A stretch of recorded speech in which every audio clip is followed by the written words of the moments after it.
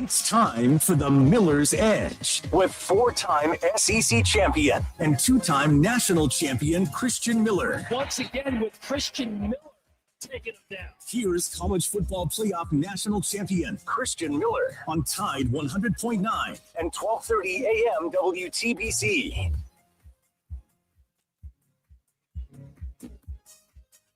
And welcome into this Talking Tuesday edition of the Miller's Edge, Tide 100.9, 1230 WTBC. Hope you guys are doing well. Hope you guys are ready to talk some more football, man. I know we've been talking a whole bunch about it.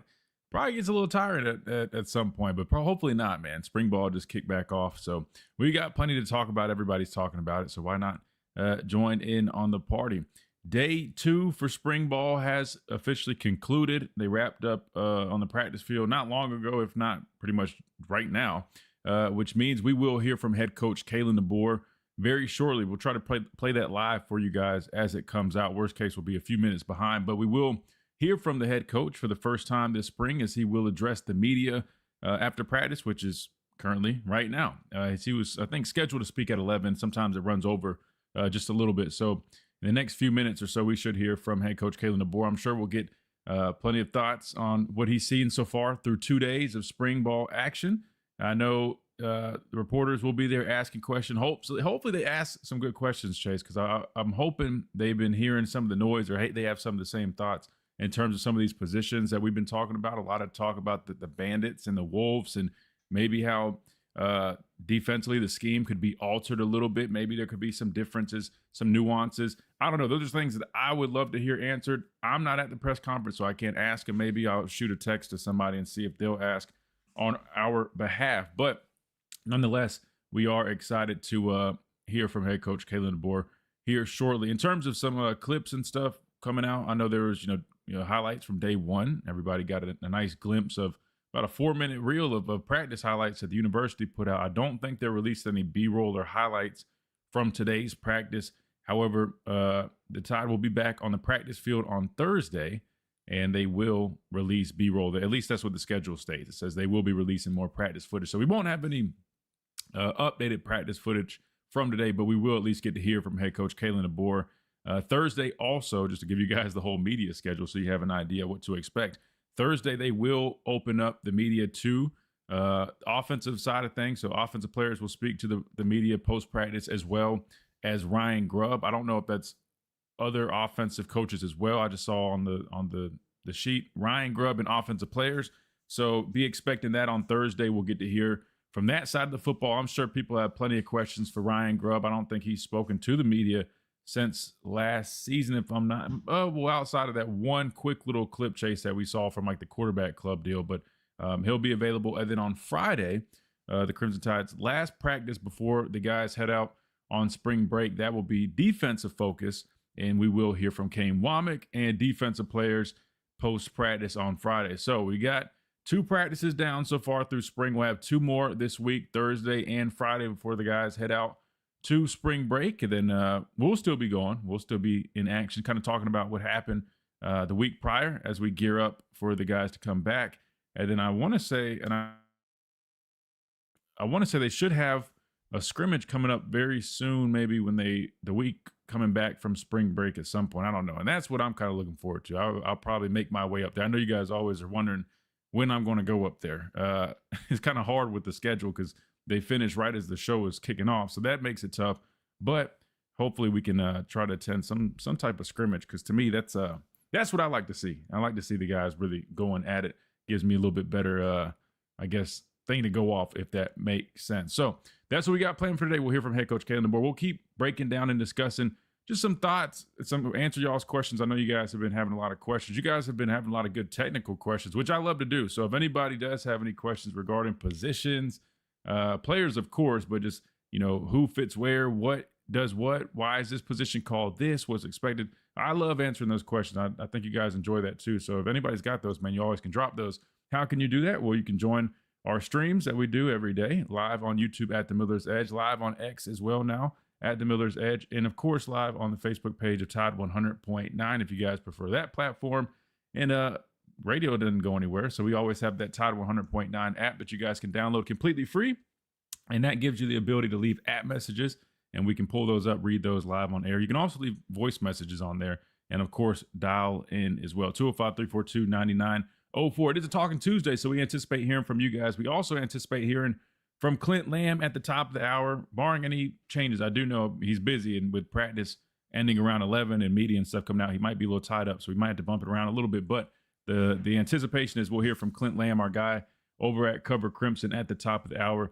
Touch base with him, get his thoughts on the latest coming out of spring ball, and we'll go from there. I know Alabama men's basketball gearing up for the SEC tourney. I don't know if we'll get into that conversation today, but I will reach out and try to get at least one basketball guest on here. We talk a boatload of football, but we got to talk basketball, especially with the SEC tourney coming up at some point, and also the March Madness deal really right around the corner as well, which I'm excited about, Chase. I don't know if it's just me, but when it comes to basketball, even like with the NBA, I'm a big playoffs guy. I don't really keep up with the regular season a whole bunch here. I try to because it's Alabama, sure.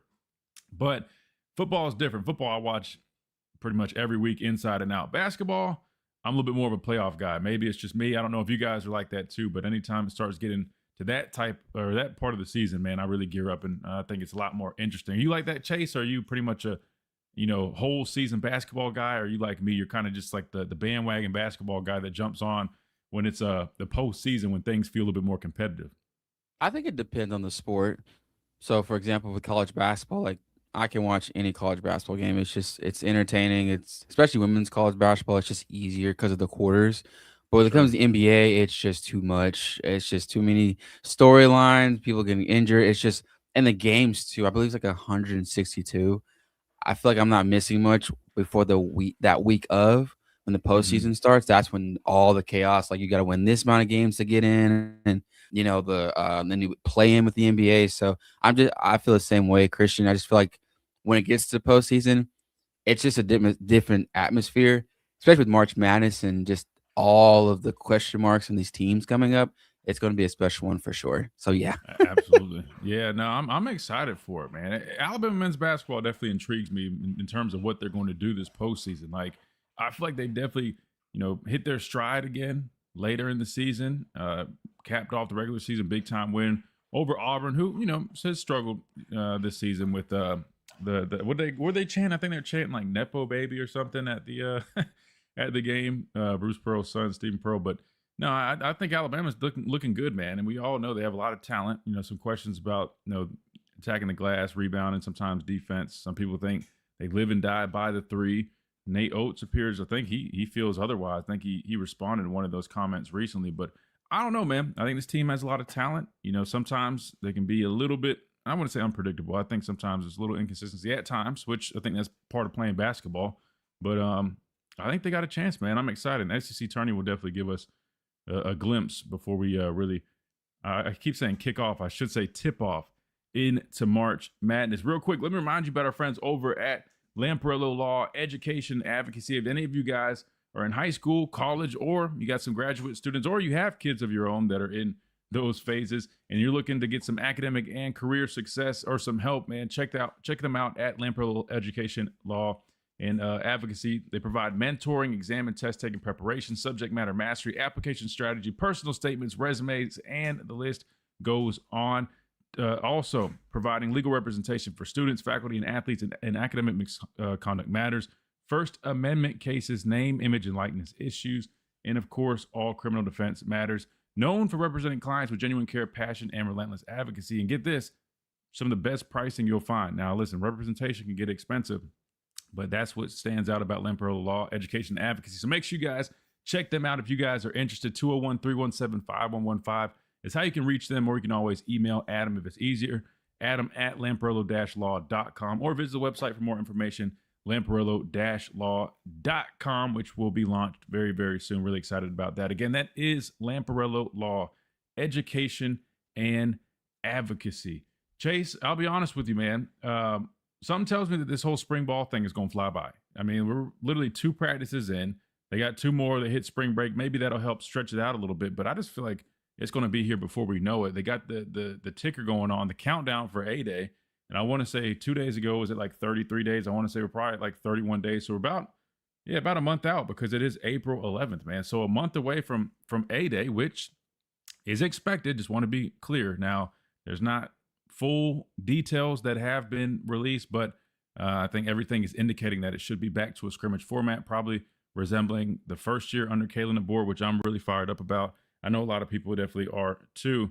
And I don't know, man. This feels like it's approaching us quick. So we need to enjoy it and embrace it and probably slow down. I feel like we just attacked all this head on, but we'll slow down a bit, I guess, next week when the guys go on spring break. But as of now, man, we are full steam ahead. So again, we will hear from head coach Kalen DeBoer very soon. He might already be speaking. I might have been speaking too long. So how about we do this, Chase? Let's go ahead and hit a timeout. That way, when we come back, hopefully he is speaking and we can get that pulled up and we can listen to it together. And then we'll respond. We'll get y'all's thoughts on it. 205-342-9904. And plus, we'll hear from Clint Lamb at the top of the hour from Cover Crimson right here on the Miller's Edge. Tide 100.9, 1230. WTBC, we're just getting started. Don't you go anywhere. Quick timeout. We'll be right back.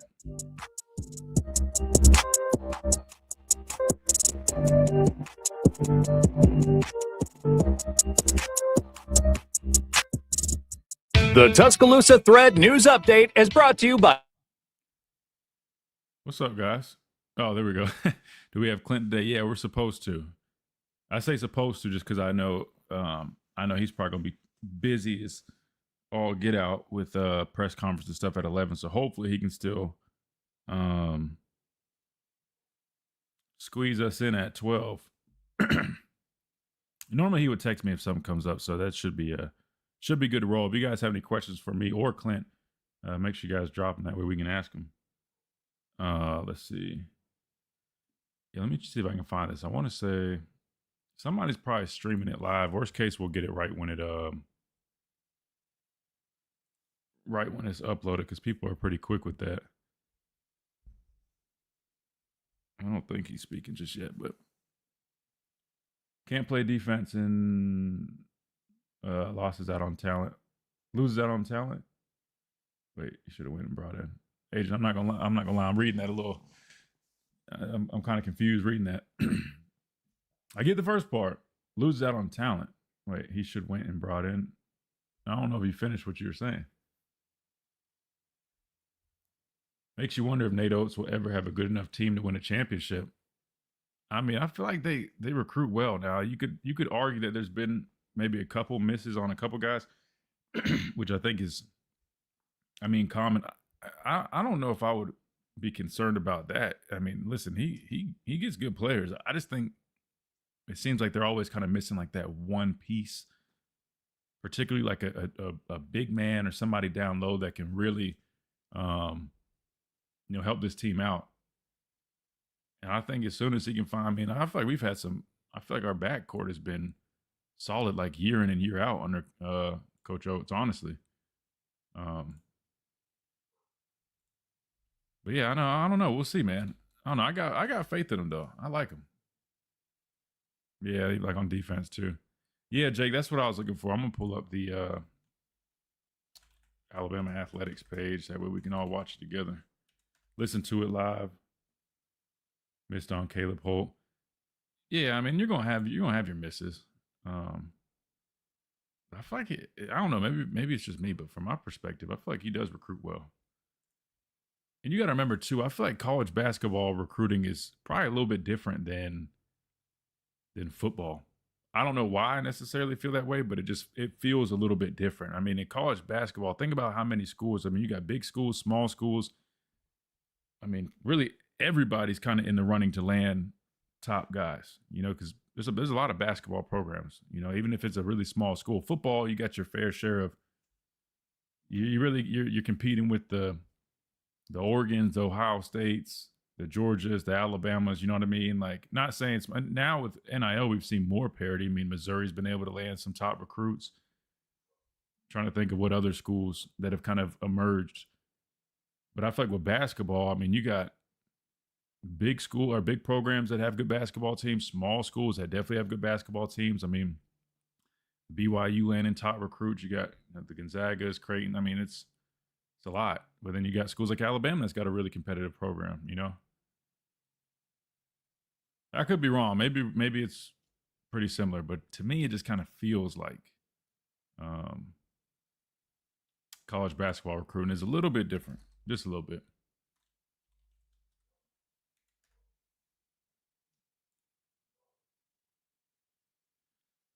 Let's see. All right, yeah, we got Kalen DeBoer live right now, so we'll go to that when we come back. I'll be honest, it's from WBRC. It's kind of like a weird angle, but we'll use it for now. We'll rock with it for now. Let me rewind it though.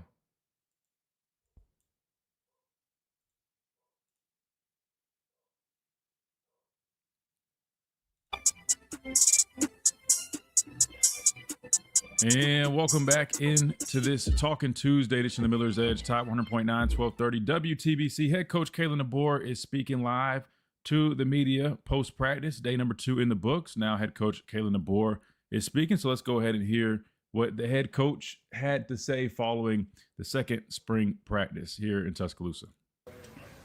Yeah, it's the time of the year where it's all about the work, and guys did that, in the weight room a good 7 weeks, and get on the football field, what they love to do. So we'll still, every other day be hitting the weights and making sure our conditioning is good, but 2 practices in already. So questions? There's some guys that are still limited or out, really going back to the season. So nothing new that's happened in practice the first couple days. Who you got? You got Zebo Latham, will be out for the spring. You got Bray will be limited contact, just coming off the stuff from the fall. London Simmons will be out for the spring. Will Sanders will be out for the spring. How the quarterbacks looking? 2 practices in. Yeah, you can tell that they've had a number of reps, from the last year under their belt. Playing with confidence, calling the play in the huddle with confidence. Both of them, light years of where they were headed a year ago, obviously, and they should be. Love, the talent level as far as that's concerned is not a question. It's just a matter of them building the rapport with their skill around them. Making the throws when they're there, feeling the timing and trust. Just feeling comfortable in the pocket, and that just comes with time, feeling comfortable with your offensive line doing the job up front. So, like what they've done through 2 practices, create some good explosives on their end, good feel, working the mobility when they have to. That's part of football too. It forces scramble drills and things like that. When that does come up, that's helps our defense as well. So I think they're really putting a lot of pressure on our defense doing the same to them. The turnover that you're looking at on the offensive line is high, even for the transfer portal era. Mm-hmm. Between all the new starters you need and a new offensive line coach, have you ever started from scratch with an offensive line quite like this? Maybe not quite to that extent across the board when you talk about the coach and all the players. But you've had times where there's 3-4 starters that you have to replace. And so guys are hungry. Guys come in, they're wide-eyed, ready to learn. It creates competition. That's what you want across your team, but especially in that room. And they, really made a lot of improvements in the strength and, really excited about, you want to be excited about every guy, but excited about some certain guys in particular. And now you just got to see that translate onto the football field. And right now there's still some thinking going on. They're trying to get used to just what their job is, much less trying to get used to playing with the guy next to them and hearing those calls when the bullets are really flying. Walkthroughs are one thing, in the meeting rooms another, but now you get on the football field. So there's a learning curve that these guys will go through, but I'm excited about what Coach Clem brings and, the mindset. And that's really what you're trying to create as a football team, but especially up front, you're creating a mindset, creating an attitude here as you go through the practices. Seems like a lot of those guys have versatility too. Are you looking for them to kind of at one spot, like depending on the guy, or are you looking at them at multiple spots, kind of mixing and matching? What's kind of playing? Yeah, you're going to try to keep them homed in on one spot. You're right, there is some versatility with a number of guys. That's nice, but you also don't want to get fallen into the trap where you're moving guys around, and now that continuity, that familiarity that I'm talking about, it's something that you don't see, and now you're not making the strides you want. So try to get guys in spots, try to keep it consistent here. We'll see as the weeks go on, and some of it's determined by health. We're in a good spot right now, but some of it's determined as you go through spring practices, just like in the fall. So, like like where we're at, kind of got a couple lineups with guys playing spots that they can kind of get a rhythm, be comfortable playing next to each other with. Coach, you mentioned Coach Clem. How would you assess the offensive staff additions for the first few practices and what their contributions been? Yeah, I think we had great coaches that were here that I really appreciate, and opportunities for them to move on, which they deserve. And just coming in. 3 guys on offense, Nix, Owens, and Clem. I think there's a mindset that they have, experience factor that they have, whether it's at this level or the NFL, and they know what it's supposed to look like. I think the thing that jumps out at me is, with them in particular, is how efficient they can be. And I think the great coaches can identify something, articulate it very quickly. It makes sense to the player, not putting too much in their head, so they can play fast. But you're coaching, and that's your job. And so the players are supposed to compete and grind and refine what they're doing. They're taking it all in because they do see the expertise that these coaches have. Coach, 2 practices in, including the fourth quarter, which incoming freshmen have stood out to you? Do you see anybody being able to contribute, particularly in the fall? Yeah, I think it's too early to just sit and pick guys up. I mean, I'm really pleased with them as a whole. I think it starts with, the way that they've built their bodies up. Some guys, and I know you guys have seen we released the weights, and some guys have put on some really good weight, and it's exciting to see that already and what that could be now, but especially in the fall as they continue to feel that weight and move with it. The horsepower underneath the pads when we put those on. Staff did a great job, I think, recruiting guys that can come in like we did the last 2 years that can play early. These guys are going to have to figure it out, the learning curve we've talked about with being new, and get out there and be ready to compete. They get the install now, they get the install again in the summer, they get the install in the fall. And so by that time, there's a lot of guys that I know will be able to help us out. Looked like Drake or Patrick was back out there. So where does he stand? What did it take to get to that point? Yeah, he had consequences for what he did and the things he's gone through. Still pieces to that that he's taken care of when it comes to those consequences with the team, but missed a lot of the season last year. To be able to get back in the spot where he's on the football field, but he met those requirements and has a great attitude about him. He loves ball, and he's got to build the trust up with his teammates out there on the football field every day that he'll do the things not just on the field but off as well to meet the standard of what our program expects.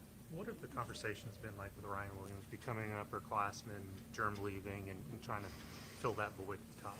Well, Ryan, you maybe can find someone, but just off the top of my head, he's probably played as many snaps as anyone on our offense, and that's again the turnover that speaks to that. But he's taken that on. He's taken on a leadership role, and in order to lead and be vocal like he has, and it's in him. And he just brings an energy and enthusiasm that you guys all see.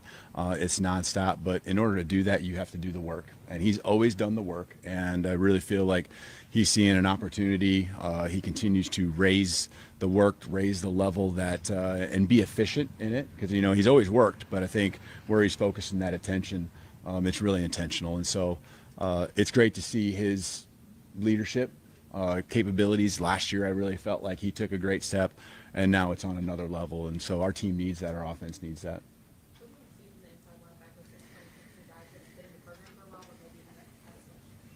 Yeah, no, we recruited, these guys are pretty much mostly sophomores. Like CJ would be a junior, I guess, or older, and those guys were brought in for a reason, because we saw the graduation of the guys that just left happening, and so they got a chance to learn last year, and now's the opportunity. Yes, they got special teams reps last year, but they got a chance to go out there now, compete, and then bringing in Caleb, who is a captain type guy.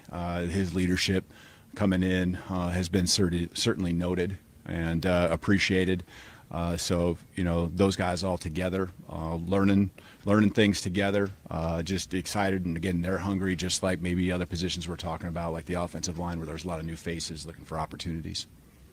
The spring game format coming back, is that something that your guys maybe look forward to, or you as a coach, where's your stance on Yeah, I mean, we always want to scrimmage and have a great spring game. Last year, we just had 2 position groups in particular, but just we wouldn't have been able to put on a good show. We needed to get something out of the practices. Unfortunately, that was where we were at a year ago. I think we're in a different spot this year. We really haven't talked about it as a team. We're just focused on what's next. But, we'd love to get out there and have some fun, practice and get better and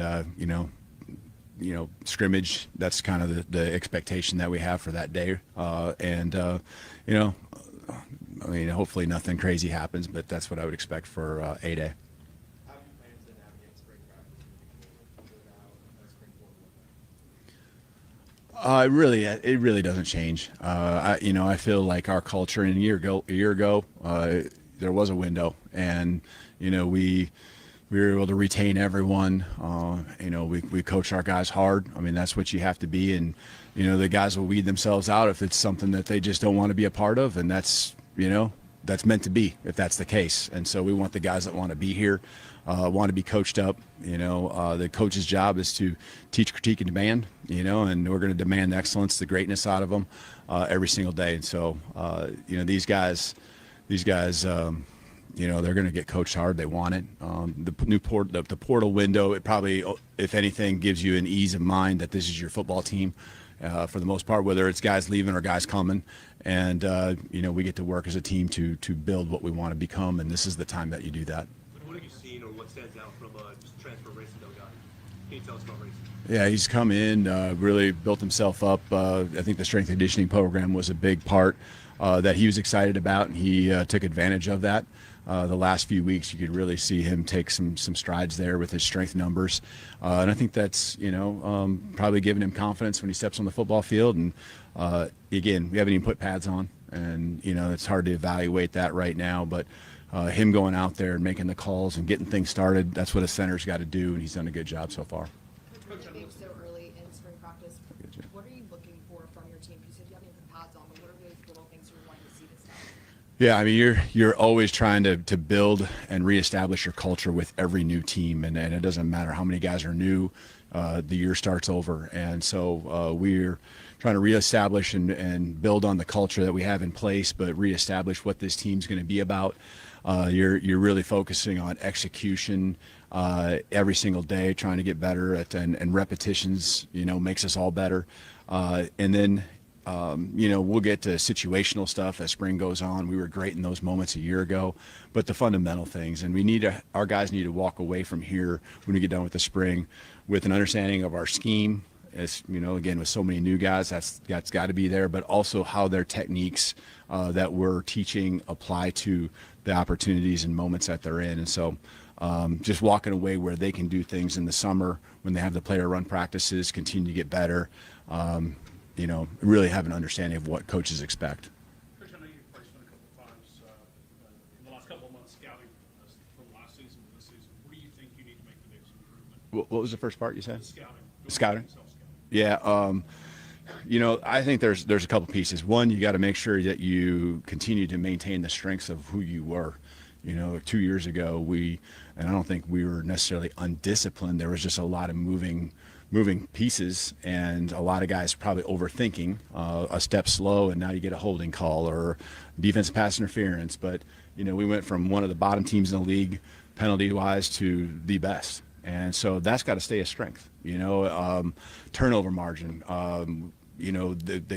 It still cost us at times, and the games we lost, there were turnovers, and losing that was critical, but we didn't have the peaks and the valleys like we did the year before. And so I think we ended up 4th in the conference in turnover margin. We can still be better there. We have to be better, but we made a lot of strides. Great in the critical moments. End of the half, end of the game.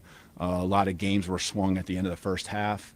A lot of games were won with our guys executing, playing fast. That's a trust and a belief.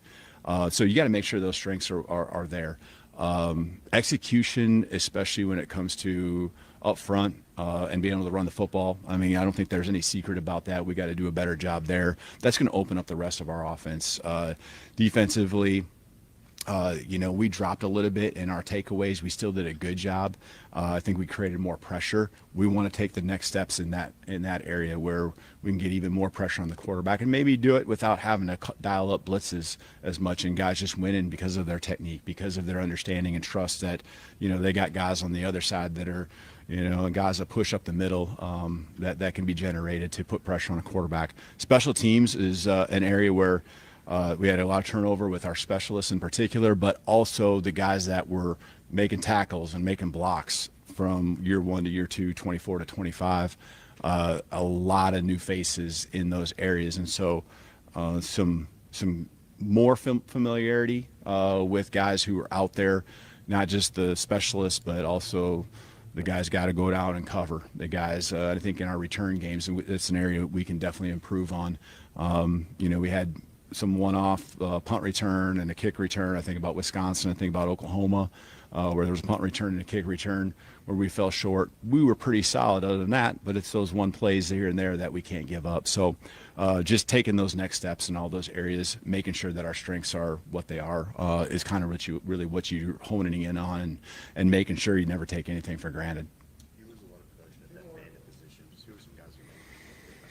Yeah, I think the Bandit and Wolf, that gets you up about position flex. We talked about offensive line. I think there's some guys actually at the Bandit Wolf spot. Yanze, you guys will see when you see him. Maybe you've seen him out in public, but he's built himself up and continues to get better. I think he's got some position flex now, which is going to allow guys like Justin Hill, and different combinations, personnel packaging on the field. Dez coming in. I know I'm going to miss some guys, even DT, Devin being able to play inside and outside, so it isn't always just Wolf Bandit. But those guys, those guys have body types and skill sets that I think are going to allow our defensive staff to I don't know, have fun, but put them in positions to go cut it loose and get after people. When you look at, one more. Yep. When you look at approaching this year with last year's scholarship limit, this year with more of a roster limit, what does that look like in terms of front office? I know you guys brought in quite a few like walk-ons and things like that, and there's still some spots to save for guys who not quite here yet. What does that look like? The scholarship I think you're referring to, it was 85 limit. Now there's more, and so you're trying to build an overall roster, right? Because you got to practice. It isn't just about the high end guys that are on the football field making plays. It's guys that can compete and be ready when their number's called, can push those guys, but also you gotta build you're always trying to bring up your floor too, and whether that's young guys or new guys or just guys that raising your level, it makes your program better altogether. And so I think there's been a really good job by our staff of continuing to not just look at the starters and try to increase and improve there, but also our bottom part of our roster and trying to bring that up to lift our entire team. So I appreciate what our staff's done, not just focused on the stars and the guys that have transferred in, those ones, but also those 2s and 3s, and walk-ons are a huge part of what we do, whether it's practice reps and looks and scouts, or just the culture of your program. And so I'm really proud of these guys that have stayed. They're proud of the guys that have come in and been fighting. They make up that's what makes a great football team. Thank you guys. Yep. So there you have it. That was head coach Kalen DeBoer speaking to the media following practice number 2 of the spring. We got to hit a timeout. When we come back, we'll respond to everything Coach DeBoer had to say. That was pretty lengthy, Chase. That was like 20 minutes or so. So we'll have plenty to respond to when we come back. After this quick timeout right here on the Miller's Edge, Tide 100.9, 1230 WTBC. Don't go anywhere.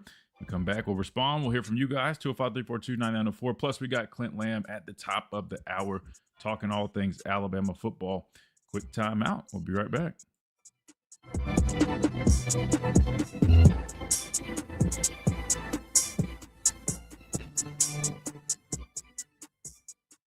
Under the biggest cactus in town.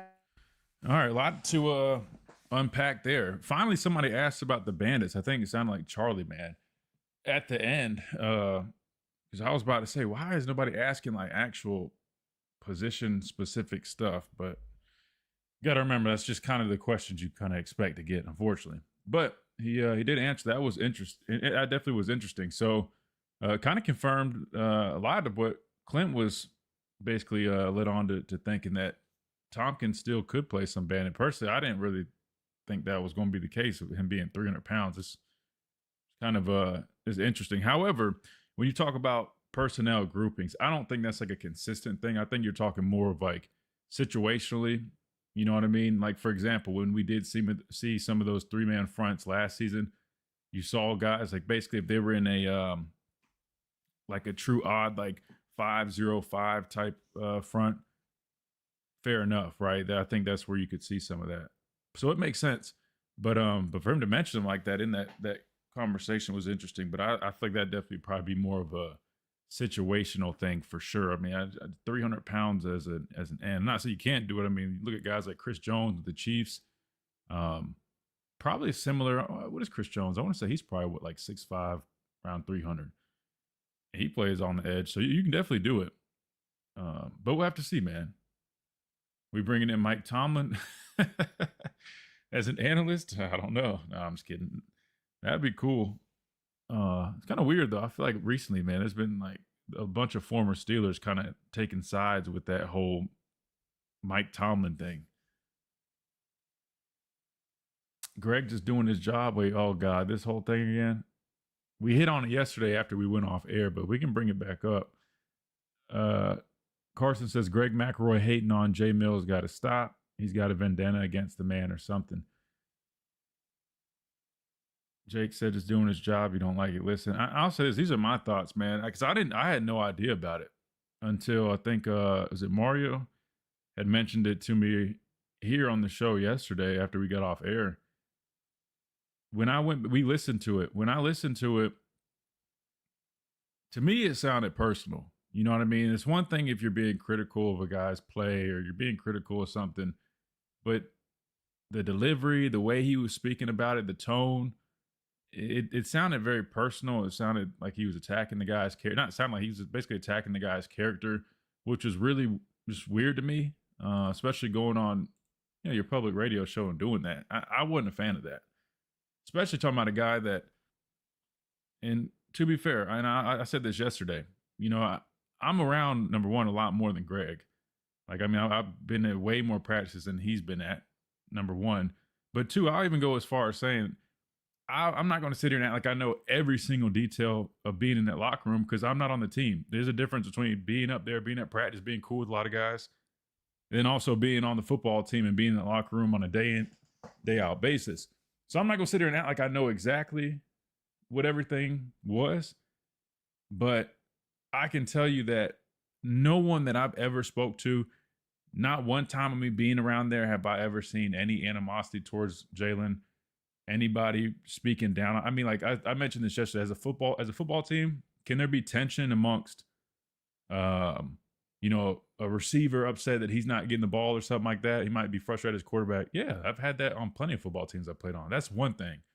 But to attack a guy's character and call him selfish, and the way Greg was, summarizing him, and then you hear him talk about other guys like Ty, and he's just elated and raving it, but then and I'm like, I don't know, it just seemed personal to me, man. I don't know, that was just my take. I didn't like it, but we can talk about that in a minute.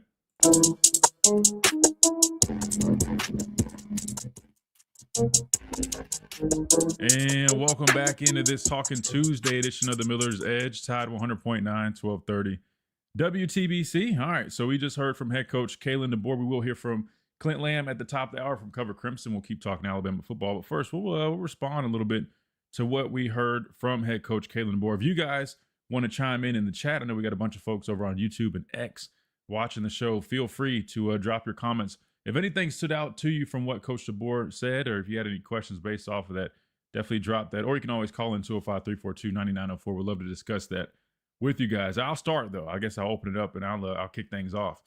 Right off the bat, from the end of the clip, I think Charlie might have asked it. Thank God they were asking about the Bandits. That was something that I was curious about, kind of wanted a little bit more detail on maybe their plan there. I would say that I wasn't necessarily shocked with the answer, but it made sense. And here's why. So he referenced, number one, he grouped them together, kind of like what Clint had mentioned recently and what I was agreeing with them on, that definitely feel like with the personnel that you have, it would probably make sense to maybe alter some things some. And it sounded like that's what he was alluding to. I mean, he mentioned, versatility. He mentioned a guy like Janza. He's bulked up. Interesting enough, Janza had mentioned, I can't remember. It was like during the offseason, though, that I think he actually was interested in maybe kind of doing a little bit more, stuff like that. So it sounds like that's maybe what they're going to start doing. You'll see more of like two true edge guys out there, kind of like what we were talking about with Clint yesterday on X, if you guys picked up on that conversation. And here's the thing, it makes perfect sense. You're talking about a day and age where you face a lot more quarterbacks that are mobile, dual threat ability. You see a lot more of speed and athleticism on the field. When you got, I always say this, your coaches should play to the strengths of their personnel. So if you have a guy like Justin Hill and you got Janze Pierre, and say you like Zulu that you just brought in, that Wolf group might be a stronger unit than say your Bandit group or maybe some of the other guys that you have. Sometimes you have to play to your personnel. And I gave the example yesterday, like with Coach Saban, I think it was back in like 2022 or whatever year it was. You had Will Anderson, Dallas Turner, two eventual first round picks as edge players, but they were so talented. They were better than a lot of the strong side defensive ends that we had. Then you had a guy like Will Anderson, who was an outlier, who at 245 pounds could manage, playing a little bit of 4-eye when they got into those 3-man fronts, right? Because, Coach Saban played a lot of mint, which mint is just another word for a tight front, which is a 4-eye, 0, and a 4-eye. But the thing is, if you're rolling with two edge guys, you have to, one of them has to kick down in that spot unless you're subbing out. And that's all I've been saying. Like, because I think some people, like a lot of fans, just think, oh, you just put, two edge guys out there, boom, they can just play. But what happens is you have to understand when you call certain fronts, like defensive coordinators have to keep that in mind. All right, if we have this personnel in, either A, your call sheet is going to be a little bit more limited because you don't want to put guys in positions that they're not comfortable doing. Just like I made the example, with our Sam and Jack. Those are our two outside backers in Coach Saban's system. Sam was primarily a 9 technique playing, the outside shade of a tight end. He's going to drop in coverage a lot more. That's what I played. So somebody like me with my skill set where I could play in space, I felt more comfortable doing that versus, a true Jack. He's going to be more comfortable with his hand in the dirt. He's going to be asked to stand up and drop a little bit, but not as much as a Sam. We were all in the same room, and some guys were interchangeable. I could go play Jack because I was used to putting my hand in the dirt, but we had some Jacks that were bigger guys that never dropped in coverage, and the last thing you want them is walking out in the apex and playing coverage in lineup on number 2 receiver. So the Bandit and the Wolf, I was using that as an example, as that could be similar unless they're kind of shifting their philosophy a little bit defensively. And that's what it sounds like they could be potentially doing, because he also mentioned Devin Tompkins, which I heard Clint mention that. I think Clint said that he thought Devin Tompkins could still be played in that role to an extent, and which I feel like, yeah, in certain situations, but I didn't see much of it is, with him coming in at 300 pounds, nearly 298 pounds in the spring, but it sounds like they still do have that, I guess, in their back pocket, and probably more of it, if I had to guess, more of a situational thing. If you're playing a team that's a run heavy team and you want more size out there on the front, kick him out. He's got the athleticism, a little bit big to be out there, but if you're talking about on early downs, yeah, he could probably go do something like that depending on the situation. So it makes sense. Regardless, that answer just told me they're playing to the strength of their personnel defensively, and I think that's a great idea. And that's why I said yesterday in that tweet, that's what coaches need to do. You know what I mean? Like, if your personnel is fit more to do one thing, you might have to shift some things around a little bit. No different than when they had Jalen Milroe at quarterback, year one. His system didn't necessarily call in the past. It didn't call for a bunch of, QB reads, quarterback design, run, all that stuff that they were running with Milroe. But when that's your personnel, you got to adjust, you got to adapt, you got to put those guys in the best position. So that was a good answer. Thank you, Charlie, for asking a good football question, man. I was dying for one. Trying to think of what else really stood out. I know he talked about, things that he feels like they need to improve on. Number one, he kind of took a page out of Slade's book. Slade comes on here and he always says, you always want to work on your strengths, right?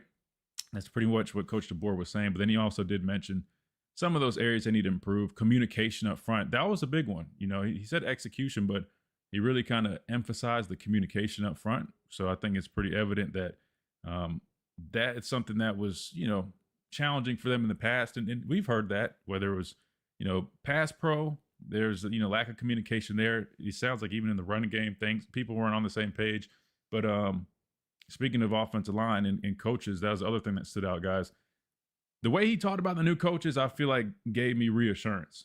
And it kind of confirmed kind of what I felt about these guys when we hired them, not knowing much about them other than what I'd asked people that had experience with Coach Clem or Coach Owens, but more so the way he spoke about them, kind of having, bringing that intensity to them, coaching with purpose, being able to really get things to translate for their guys. And I know it's only 2 practices in, so I mean, this is still really early, but the way he spoke sounded very confident in what he's seen out of those new coaches. Derek Nix as well. He mentioned all 3 of those guys. So to me, that's reassuring because I've always said, I think Coach DeBoer is a great coach. And I know at the end of the day, you can be a great football coach, but football is not only for the roster, it being a team thing, but even as a coaching staff. And you're only as good as the people around you. And I think I truly feel like, I know a lot of people ask if Coach DeBoer fits this or that. I think the biggest thing is, can he build a staff around him that can help, bring everybody up? And I think you're kind of seeing that, at least early on, seeing early glimpses of it with the new hires that they've made. And it shows that he knows that he's got to get the right people around him to put them in the best positions and help, improve some things that haven't been the best in the past 2 years that he's been here. So to me, I thought that all was reassuring. I'm probably missing a couple of things, but I know we're due for a break. Before we hit one, Chase, Reed, did you have anything that you heard from that? I'll read some of the comments when we come back as well. Anything that stood out to you hearing from head coach Kalen DeBoer following practice number 2 in the spring? Well, Christian, I hope you're having a great day. I know we didn't get to talk before, you started up the stream, but no, man, I think you pointed out to a lot of it. The one specific thing I like that he mentioned, and I think that's the great mentality to have going into a new season, is that I think even though he didn't mention it, I think it's great to, acknowledge the success and the accomplishments as well as the flaws from last season, but also, realizing that they've got a culture that's built. It's really just trying to figure out what this new team for this next year's identity is going to be. And of course, we are just now getting started with spring practice, so they'll figure that out over time. But I think just acknowledging that, this team's identity is not going to be the exact same from last year's team because of a lot of guys, leaving, whether that's, transfer portal, draft, graduating, wherever that might be. And there's a bunch of new guys coming in. So it's really just finding that mold of who is this year's team. Absolutely. And that's going to be the case every year, right? I mean, I always say it. And that's why when he came on the show last year, that's what I asked him, what do you want the identity to be for this year's team? They always come up with something, whether it's a mantra during the offseason, whatever the case may be. There's always something that the team really buys into, and that's going to be their whole deal. So I don't know exactly what that mantra might be for this season or kind of what they're looking forward to, but I'm sure we'll get more of it as spring ball comes out. We got to hit a timeout when we come back. We keep on rolling. Again, we got Clint Lamb coming up at the top of the hour, about 10 minutes or so. If you guys want to jump in real quick, feel free to do that, or you can always get on the phone lines after we finish up with Clint right here on the Miller's Edge, Tide 100.9, 1230 WTBC.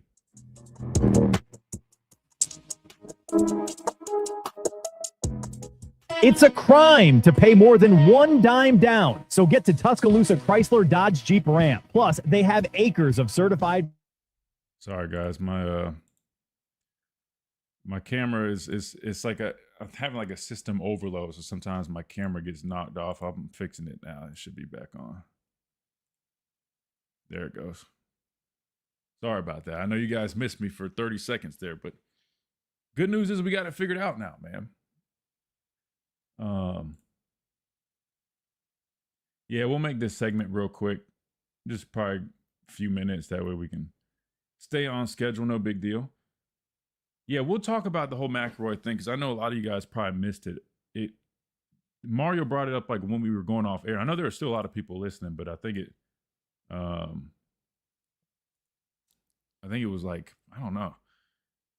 It looked like there's a lot of people listening, but you guys might not have been here, but which is fine. We'll talk about it again. I have no problem. But what'd you guys think? Anything stood out from Coach DeBoer's interview? I might have missed it if you guys dropped a comment. I'm gonna scroll back up. Sorry. My screen's kind of all like this. My tabs are all over the place right now. I've got this monitor, so I apologize. Let's see.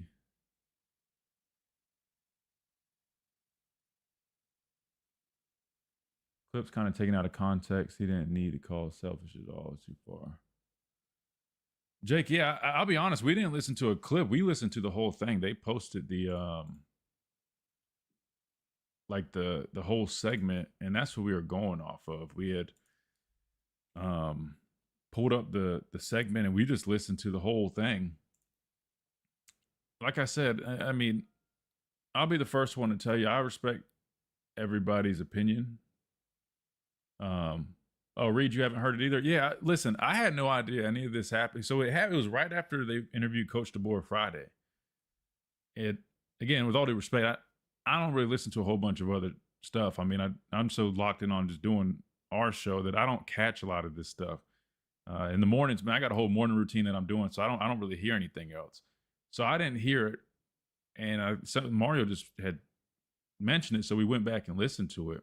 But yeah, it wasn't even a clip. That was the interesting thing. It was like we just played the hour number 1 and found the spot that you guys were referring to. And like I said, just the tone, man. I'll play it here in a minute. Now, I'll wait probably until we're, I don't know, I guess in between a timeout maybe. But yeah, it's just weird, man. Like the tone, like it sounded, I don't know, sounded personal maybe a little bit. Sounded, I don't know how to explain it. I'll let you guys hear it, and you guys can decide. Yeah, then what made it worse is, they got cameras in their studios now, so like watching him talk about it too, you could just kind of just see it on his face. It just like I don't know, man. I don't know. It's like if he like said it like, at the quarterback position, it requires a guy to be the same guy each and every day. It's imperative that you come in the building and you're able to operate as such because everybody's feeding off you. You say that's one thing. But when you go, you got to be the same guy. I mean, they're working with a guy who was selfish, who was never the same guy. Like, that's kind of how he was saying it. It's like, whoa, damn. Like, wait, are we talking about the same guy? The guy that everybody talks about is in the building at 4 or 5 in the morning, just not announced, but talking on a podcast, paid for the, NIL of other teammates with the brand that him and his other teammate came up with, which they didn't have to do, but they were making so much money they wanted to pay it for. Like, you call that guy selfish? Like, I don't know, man. Definitely was weird. Starting to beat a dead horse here. You're talking about the conversation. Agent, you guys know the drill, man. With all due respect, you're my guy. But listen, if there's something that you get tired of, you're always welcome to click off, man. I mean, a lot of other people want to talk about it. So, I mean, we're going to talk about what the people want to talk about, brother.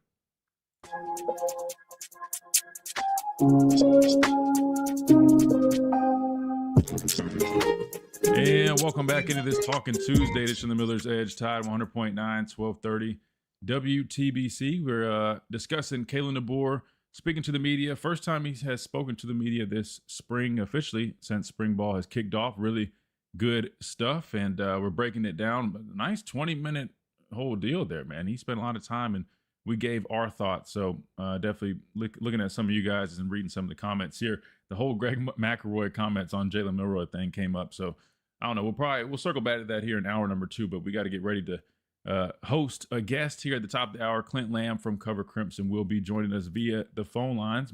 Unless he wants to join on the stream. Maybe we'll get Clint on the stream one of these days. That way we can hang out with him on the stream. Speaking of the stream, check us out at The Miller's Edge on YouTube, at The Miller's Edge on X, over on Facebook at Tide 100.9. You can always check us out as well. If you guys prefer to watch me run my mouth and talk Alabama football, plus when we watch the interviews, right, you guys can watch Coach Kalen DeBoer speak. And plus when there's highlights from practice like we had the other day, we can throw them on the screen. We can watch them together, break them down, talk technique, all that good stuff. And if you guys enjoy breakdowns, don't forget, we will start doing more of those coming up soon.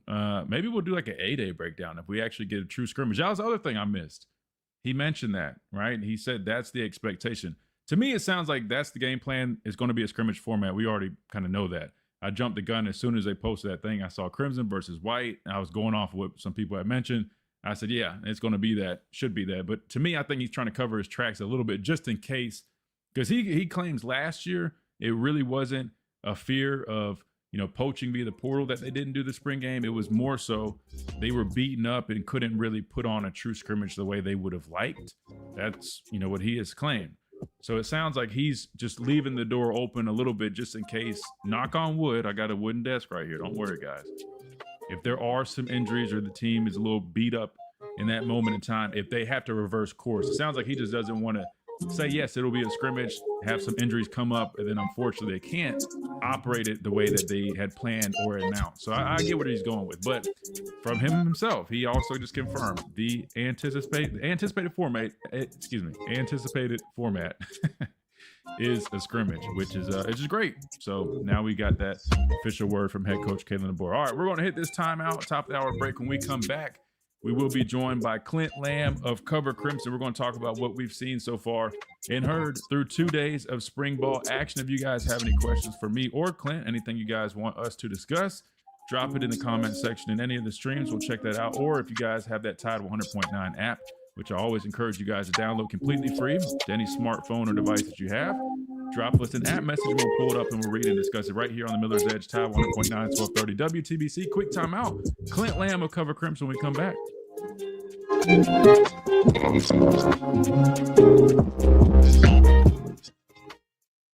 Do you have cracks or pop? All right, agent. If you want to click off, man, go ahead and do so because I'm about to just play the clip for our listeners that haven't heard it.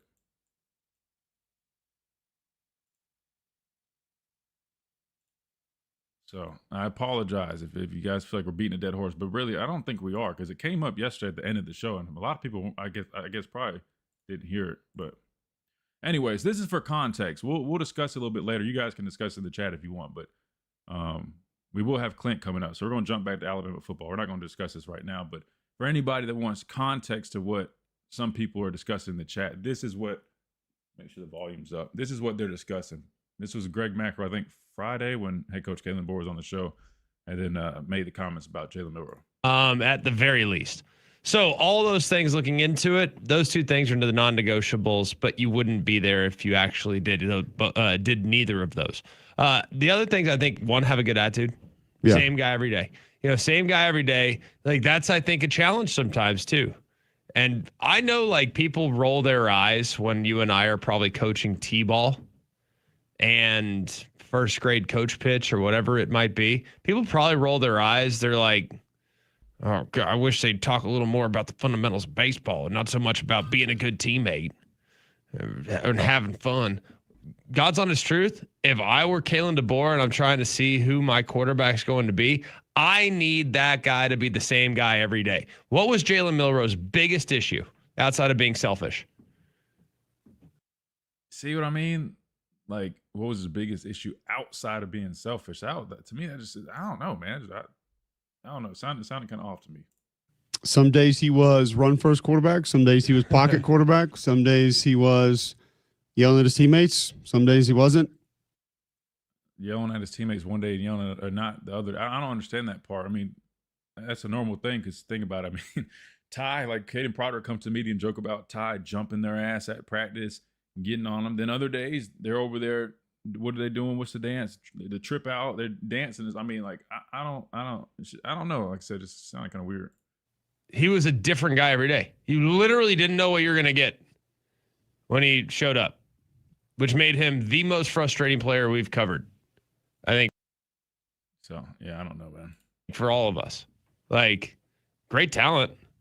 The guy was a dang roller coaster every day. Yeah. And so this was my point about if you're not in that building every day, how are you speaking like that? Again, I'm up there a lot. I know a lot of these guys. I mean, I know a bunch of people on the staff. Number one, I've never heard it like this ever. I've not heard that from anybody. But two, how do you confidently just sit there and say it on public radio as if like you guys are in the building every day and you're not? That to me, I just feel like it's a little irresponsible to speak like that, especially on a guy. I mean, like have him on your show, host him on your show, and ask him directly, tell that to his face. You know what I mean? Like give him a platform. At quarterback, pretty much more than any other position, you could have roller coasters other positions. That's kind of to be expected. At quarterback, you better get the same dang guy every day. And guess what? In the quarterback competition, there's going to be days when Austin's running with the ones. There's going to be days when Keelan's running with the ones. So on the days that you're Anyway, so that was pretty much the gist of it. All right, here we go. We're coming back. We got Clint Lamb.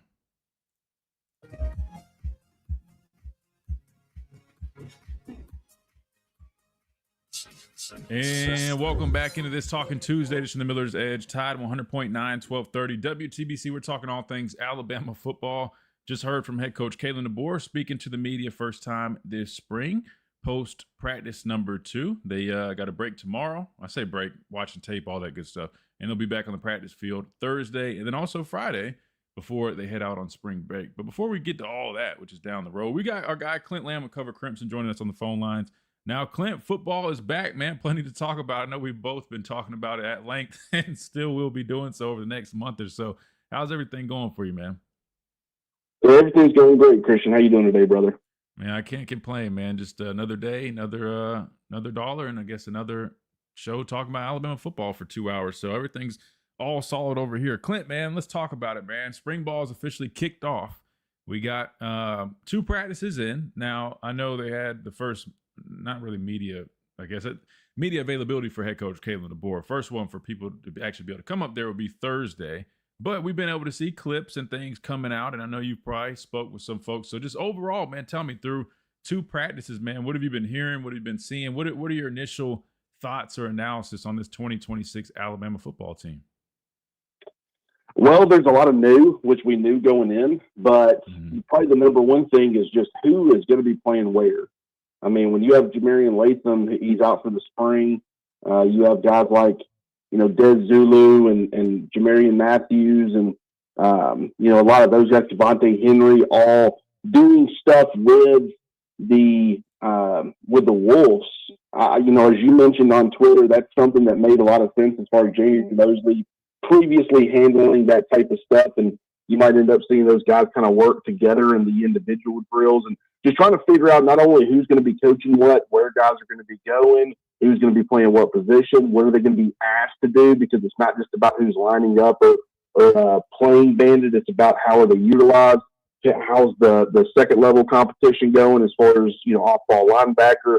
These are all things that are going to be some of the top questions that we have throughout the spring, but I'm excited to actually start getting some answers.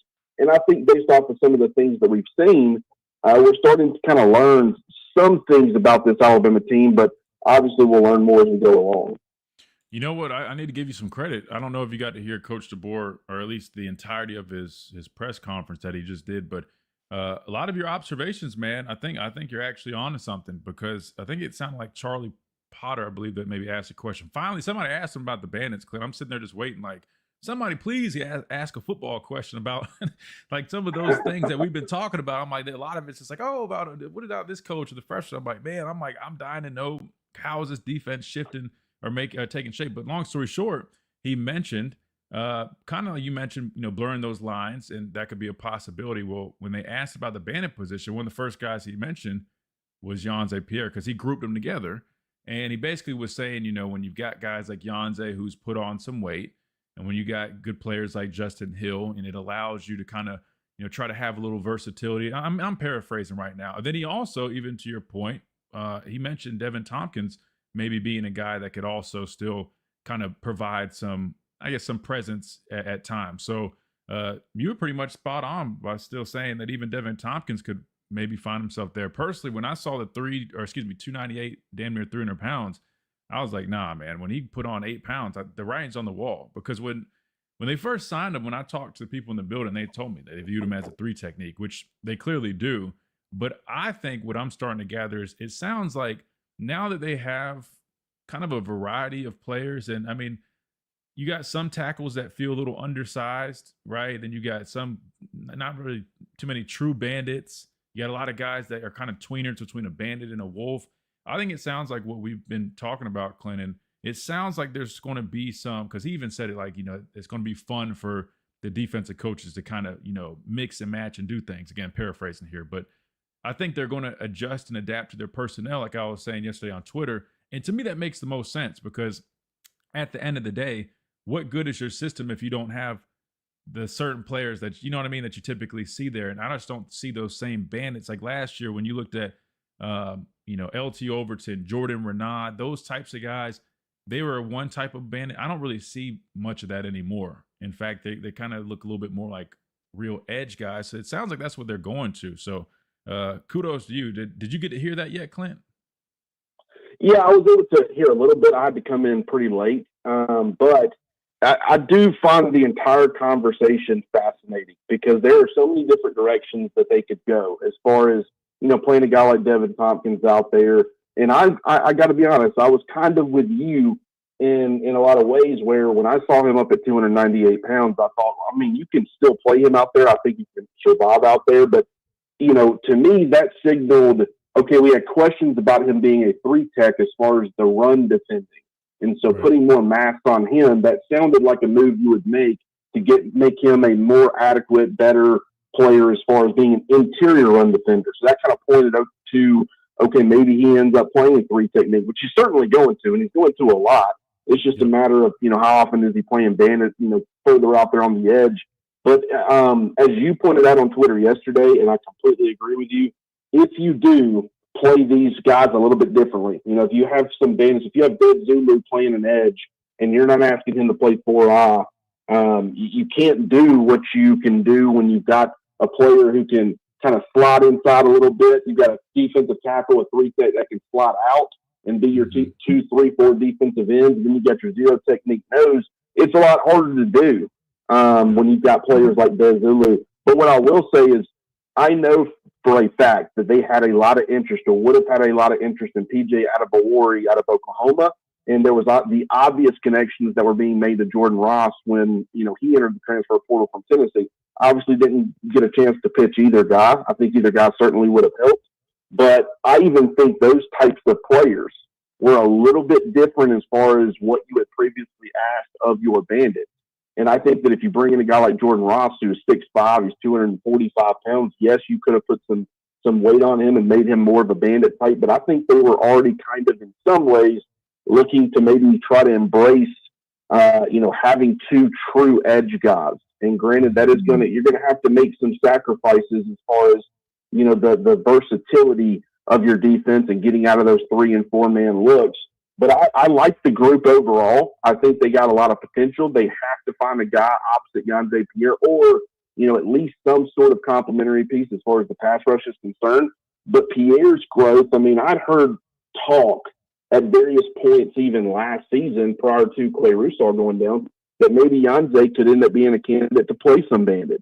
That had kind of surprised me at the time because I thought from a run-stopping standpoint, this was before he became the guy, and we saw how much he had improved in that area. I had some questions about his ability to stop the run and just what you primarily asked for that position. I just wondered if they could make that work. But it sounds like he's continued to get bigger and stronger. I do think he's made some improvements. So maybe you can get him and him and Justin Hill on the field at the same time. Yeah, absolutely. And it makes sense. Listen, Kalen DeBoer also mentioned pass rush being something that they want to continue to improve on. And what better way to do that is getting more athletic bodies out there on the field. And, I think really when you look at your personnel, when you have talented guys like, Justin and you got Jans and you're bringing in some more of those athletic players in that mold, it makes sense to try to shift things a little bit schematically. While you might, like you said, risk some things, sometimes guys being a little bit out of position.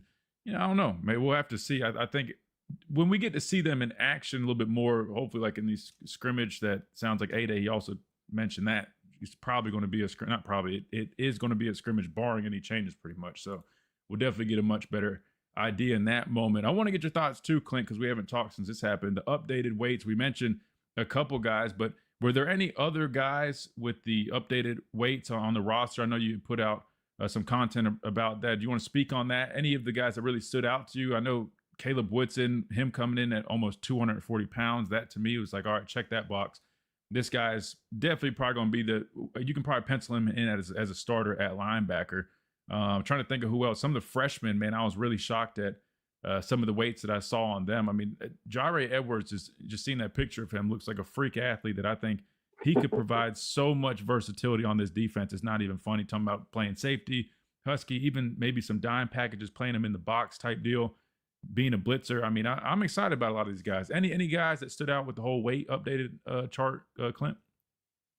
Yeah, the number one guy you have to mention is Jared Edwards. I mean, just 6'2", 221 pounds. That was pretty eye-popping for a lot of people, and it makes sense to me. You know, I understand that they played Deshaun Jones there last year. I know that Devontae Smith was a, kind of undersized. I mean, at one time he was kind of undersized a little bit as far as does he play safety, does he play corner. He ended up being your Husky in year one under Kalen DeBoer. And I certainly think that both of those guys were good players at that position. But I think when Kane Womack envisions that Husky, that big nickel player who's got a ton of versatility, he can play man coverage, zone coverage, can stop the run, be physical as far as working his way and leveraging the football back inside, being an edge player as far as blitzing and creating or causing havoc. Off the edge. I just think that he fits exactly what they're looking for at that position. And so I like what he brings, both from a size perspective, the traits, the skill set, it all works. And I think that is really going to unlock a lot of versatility for Kane Womack. You know, we talk a lot about the Zach Bonds on the NFL level, Jahad Campbell being another one, where guys where you can move them in and out, where they can play off ball linebacker, you can walk them up on the line of scrimmage. You can get in and out of a lot of different looks when you've got players like that. And the Wolf is supposed to be one of those types of players, which I think in a lot of ways it has been. But the Husky is one that we really don't talk about enough, where you can be very flexible and play against different styles. These joker defenders, the Kyle Hamiltons, the Nick Emenloris, for the Seattle Seahawks, these bigger safeties who can play some nickel, who can play down in the box. It's just a very useful position in today's NFL, where you are seeing so many different personnel packages, and just because they go 12 doesn't necessarily mean it's a run heavy package anymore. Sometimes you bring in 12 and you're better throwing the football out of multiple tight end sets, but you've got to be able to have those guys that can cover some of those bigger bodies. It just Jared Edwards is probably one of the guys I am most excited about on this Alabama football team as far as the freshmen are concerned. I think it was great that Xavier Griffin checked in at 222 pounds.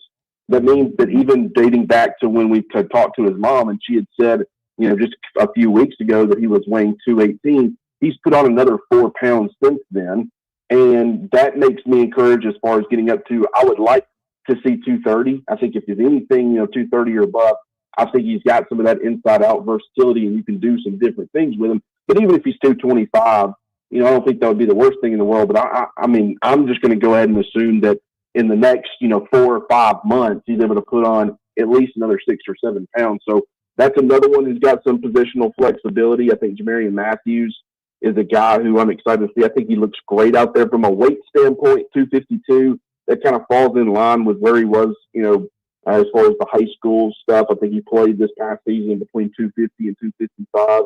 So no major changes there, but I just thought he looked really impressive physically going through some of those drills. And I'm excited to see what he ends up looking like. On offense, obviously the one's going to be Xavier Crowell checking in at 221 pounds. Wouldn't be surprised, last year Lottie Brooks was a guy who arrived on campus, and on that spring roster he was listed, I think, at 204 pounds or 202 pounds, something like that. And I remember thinking for him being 5'9", that was pretty heavy. But then by the time the fall camp roster rolled around, he was, he had got down all the way down to 191. So sometimes it's just these guys report a little bigger. Sometimes they throw a little bit of weight on them and then cut.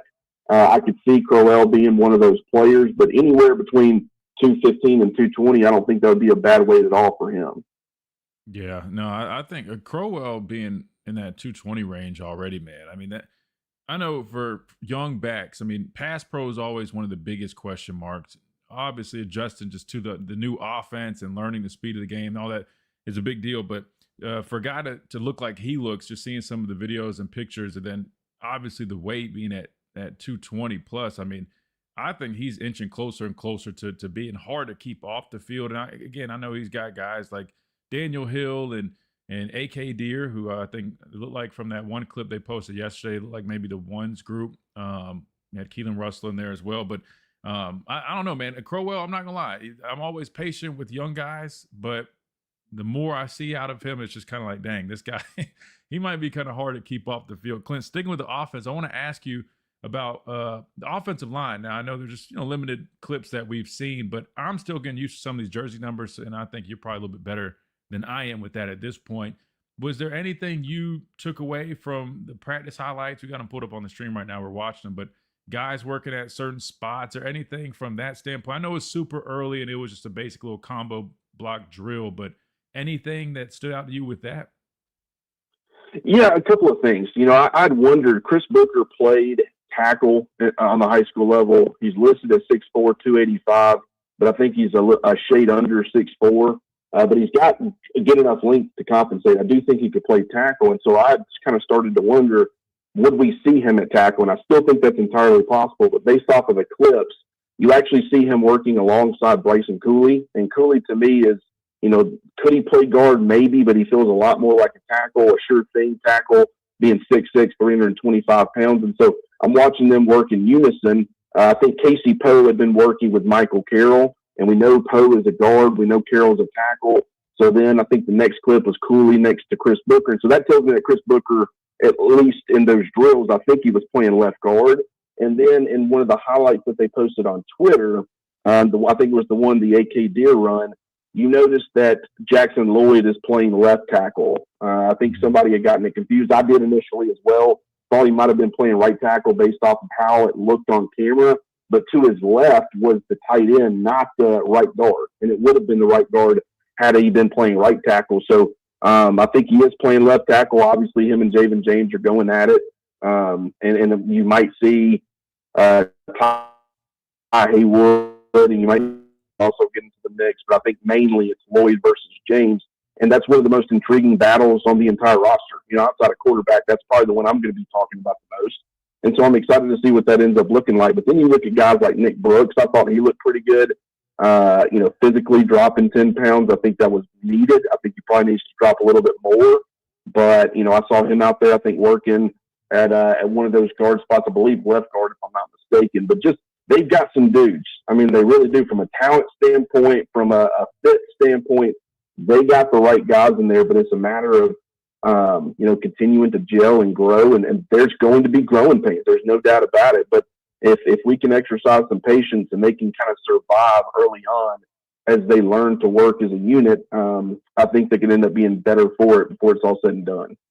Yeah, I think their ability to gel and build some continuity and kind of figure out who their best five is going to be critical. But you're right. There's a number of intriguing guys in that room, and we talked about it throughout the spring, but now getting to see them in action on the football field, it is kind of interesting to see how it's all coming together. So that is something to pay attention to, because I would go as far as saying the quarterback battle we know is a big deal, but without a doubt, and I said this last season, man, until we figure out our offensive line situation, I don't think it matters so much if it's Keelan Russell or Austin Mack at this point, more so than who are the best five linemen we have and can they play better football up front than we've seen the last couple of years. We're joined by Clint Lamb of Cover Crimson. If you guys haven't, I'm sure you guys have, but make sure you check out all the good work that they do. Cover Crimson on all of your podcast platforms, YouTube as well, at Cover Crimson, X Cover Crimson, and Clint R. Lamb is his personal. Clint, I want to ask you, man, when you look at sticking with the offensive side of the football, tight ends, I'm intrigued by that position. I forgot, I hate to say it like this, Danny Lewis is still on the team, man. I know he's battled a bunch of injuries, but you talk about Josh Ford transferring in. I like Caleb from last year, Edwards. I mean, I think he's going to end up being a really good player. What is your overall outlook on that position? I feel like I haven't heard too much talk about him just yet, but I like the fact that Coach Owens comes in here. He appears to, and I know it's just a quick little practice clip, but hearing Coach DeBoer speak about him and then also just kind of seeing him work. He also has an offensive line background as a coach. Just what are your expectations for that group? I think they could end up being a pretty solid unit, and I think it will be important for this team, not only having a guy that's reliable in the pass game, but also improving things from a run blocking standpoint. Yeah, I think they got guys who can help the passing game. Don't get me wrong, but I think more importantly, you brought in a tough, physical former NFL tight end who did some good things on the college level as well. He brings a no-nonsense mentality. I mean, you can even tell when you hear him being interviewed. He just is a kind of a get to the point. It's pretty black and white. It's cut and dry. And I think that his experiences, I mean, you got to think just from being a tight ends coach, being an offensive line coach, a run game coordinator, an offensive coordinator, both in the micro and macro when it comes to the offense versus the tight end, I think he's got a great understanding of how that position should fit into the offense, how it's supposed to help or work in unison with the offensive line, how it's supposed to, impact the run game. And when you start looking at this group, I mean, right now, just with Dane Lewis being a complete unknown at this point, just from a health standpoint, I like the talent. Hope he can get back and can get, recapture previous form. But as of right now, I would probably say the two favorites to be the two starters would be Caleb Edwards and Josh Ford, at least in my mind. And that's 2'6" tight ends that weigh 267 and 268 pounds. I mean, those are some massive bodies. Now, granted, I think Caleb Edwards, his inability to sustain blocks and stuff as a freshman, we got to remember he came in late with a summer enrollee, didn't have a whole lot of time to get acclimated, and still actually performed extremely well considering. But he's got some growth and development that needs to happen as far as the blocking is concerned. But I think he's got the tools, he's got the frame, he's got the upside. Love what he's eventually going to be. But Josh Ford is a guy, whether it be inline, whether it be, as a move guy, whether it be flexing him out as a big slot, putting him out there on the perimeter.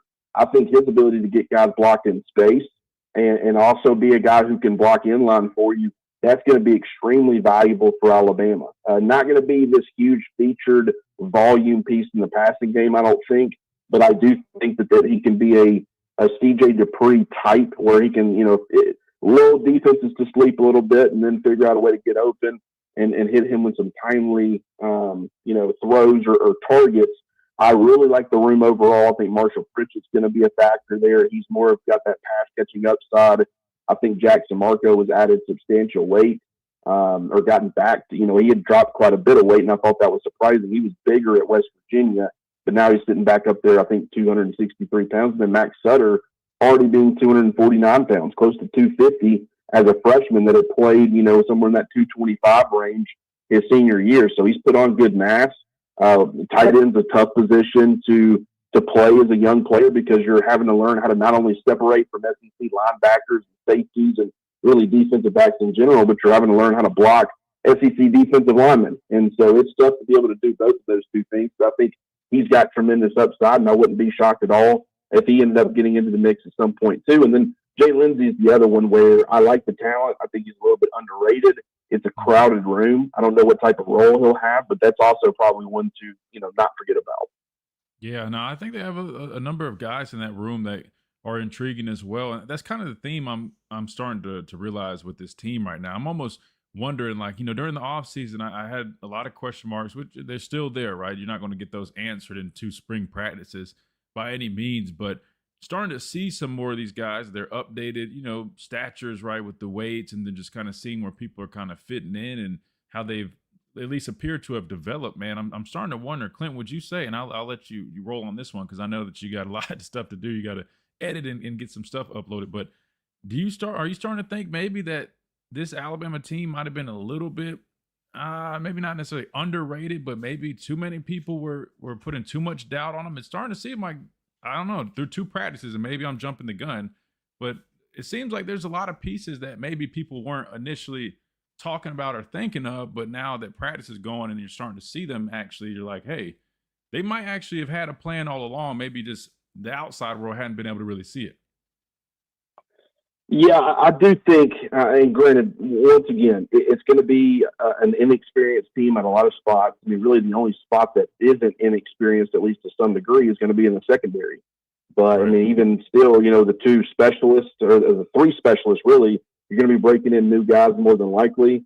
Quarterback new, running back. I mean, you got some experience, but I wouldn't be shocked if some of the young, inexperienced guys end up being a part of that rotation or even starting.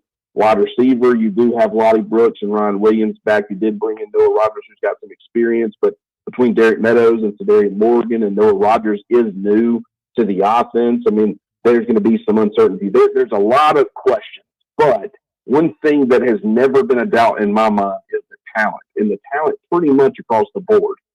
Do they have the same level of depth that some of those previous, 2011, 2012 Nick Saban teams had? No, but nobody in college football does. I mean, just building that type of depth, 1 to 85, it's not feasible. It's not possible in today's college football, but I think they've built up pretty good depth. Last year I was looking at the tackle position, offensive tackle, and I was wondering, hey, I think you got some pretty good guys. Wilkin Formby, Caden Proctor, but, was Jackson Lloyd ready? What does Arkel and Newborn look like? Arasa Lenon's being asked to play that back in the spring. So it was like I had concerns about depth at some of these positions. Well, right now, I'm not saying everybody will be good, great, and wonderful, but I'm looking at tackle and I'm thinking, man, you've got 3 or 4 guys probably that could really be competitors there. On the interior, you got tons of competition, multiple guys who could start at center, defensive line. You got a good rotation. I can see at least 5 or 6 guys being a part of that group. There is some uncertainty on how guys are used or where they play, but linebacker, like the group. Just so every position, it's a very, very talented, and the potential relative to the current era of college football can be actually a pretty deep roster. The problem is just the inexperience. If you can weather the early storms, then as they get experience, then I think this could be one of the best, teams in college football down the stretch. It's just a matter of do they position themselves where it doesn't really matter because they've taken themselves out of the playoff hunt before they can even really get started. That will be my big question for them. But if they can weather the storm, this is going to be a fun team to watch down the stretch, in my opinion. Yeah, no, I agree, man. I think even just through two days or 2, practices, just seeing some of these guys work, man. Even some of the receivers, I know Rico Scott really stood out. Little 30-second clips, and I get it. You don't want to make too much of it, but it just makes you kind of go back to say, hey, man, we're talking about Latair Brooks, we're talking about Ryan Williams, but maybe we're not talking about Rico Scott enough. Maybe he could step up and be a guy that we probably should have been talking about more. There's just some things that I think come to mind as you kind of start rolling into spring, but just really exciting stuff that we got some football back and there's plenty to talk about, which means you got plenty to work on. So I'll let you get back to it. But Clint, we always appreciate you taking time out of your day on Tuesdays to join us at the top of the hour. Go ahead and remind everybody how they can keep up with you and make sure they're following along with all the good work you guys are doing over at Cover Crimson. Absolutely. Yeah, you can find us on YouTube. Cover Crimson's all you got to search. If you want to listen to the podcast version on Apple or Spotify, wherever you listen, search the Cover Crimson Podcast Network. And then if you want to follow me personally, I'm on Twitter at Clint R. Lamb.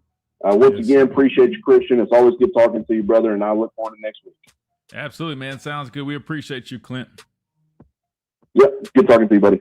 Yes, sir. Always, man. Good deal. Our guy, Clint Lamb of Cover Crimson. Make sure you guys check him out, like he said, at Cover Crimson on all platforms, podcast platforms, YouTube, X, and then his personal at Clint R. Lamb. Clint does a really good job breaking things down, doing some cut-ups, and really deep diving into Alabama football, man. So make sure you guys check them out if you haven't already. We got to hit this break this next time out. That's on schedule. When we do that, we'll come back. And we'll keep on rolling. We'll answer some of you guys' questions that you might have had, and maybe we'll dibble and dabble in a couple other things. All coming up right here on the Miller's Edge. Tide 100.9, 1230, WTBC.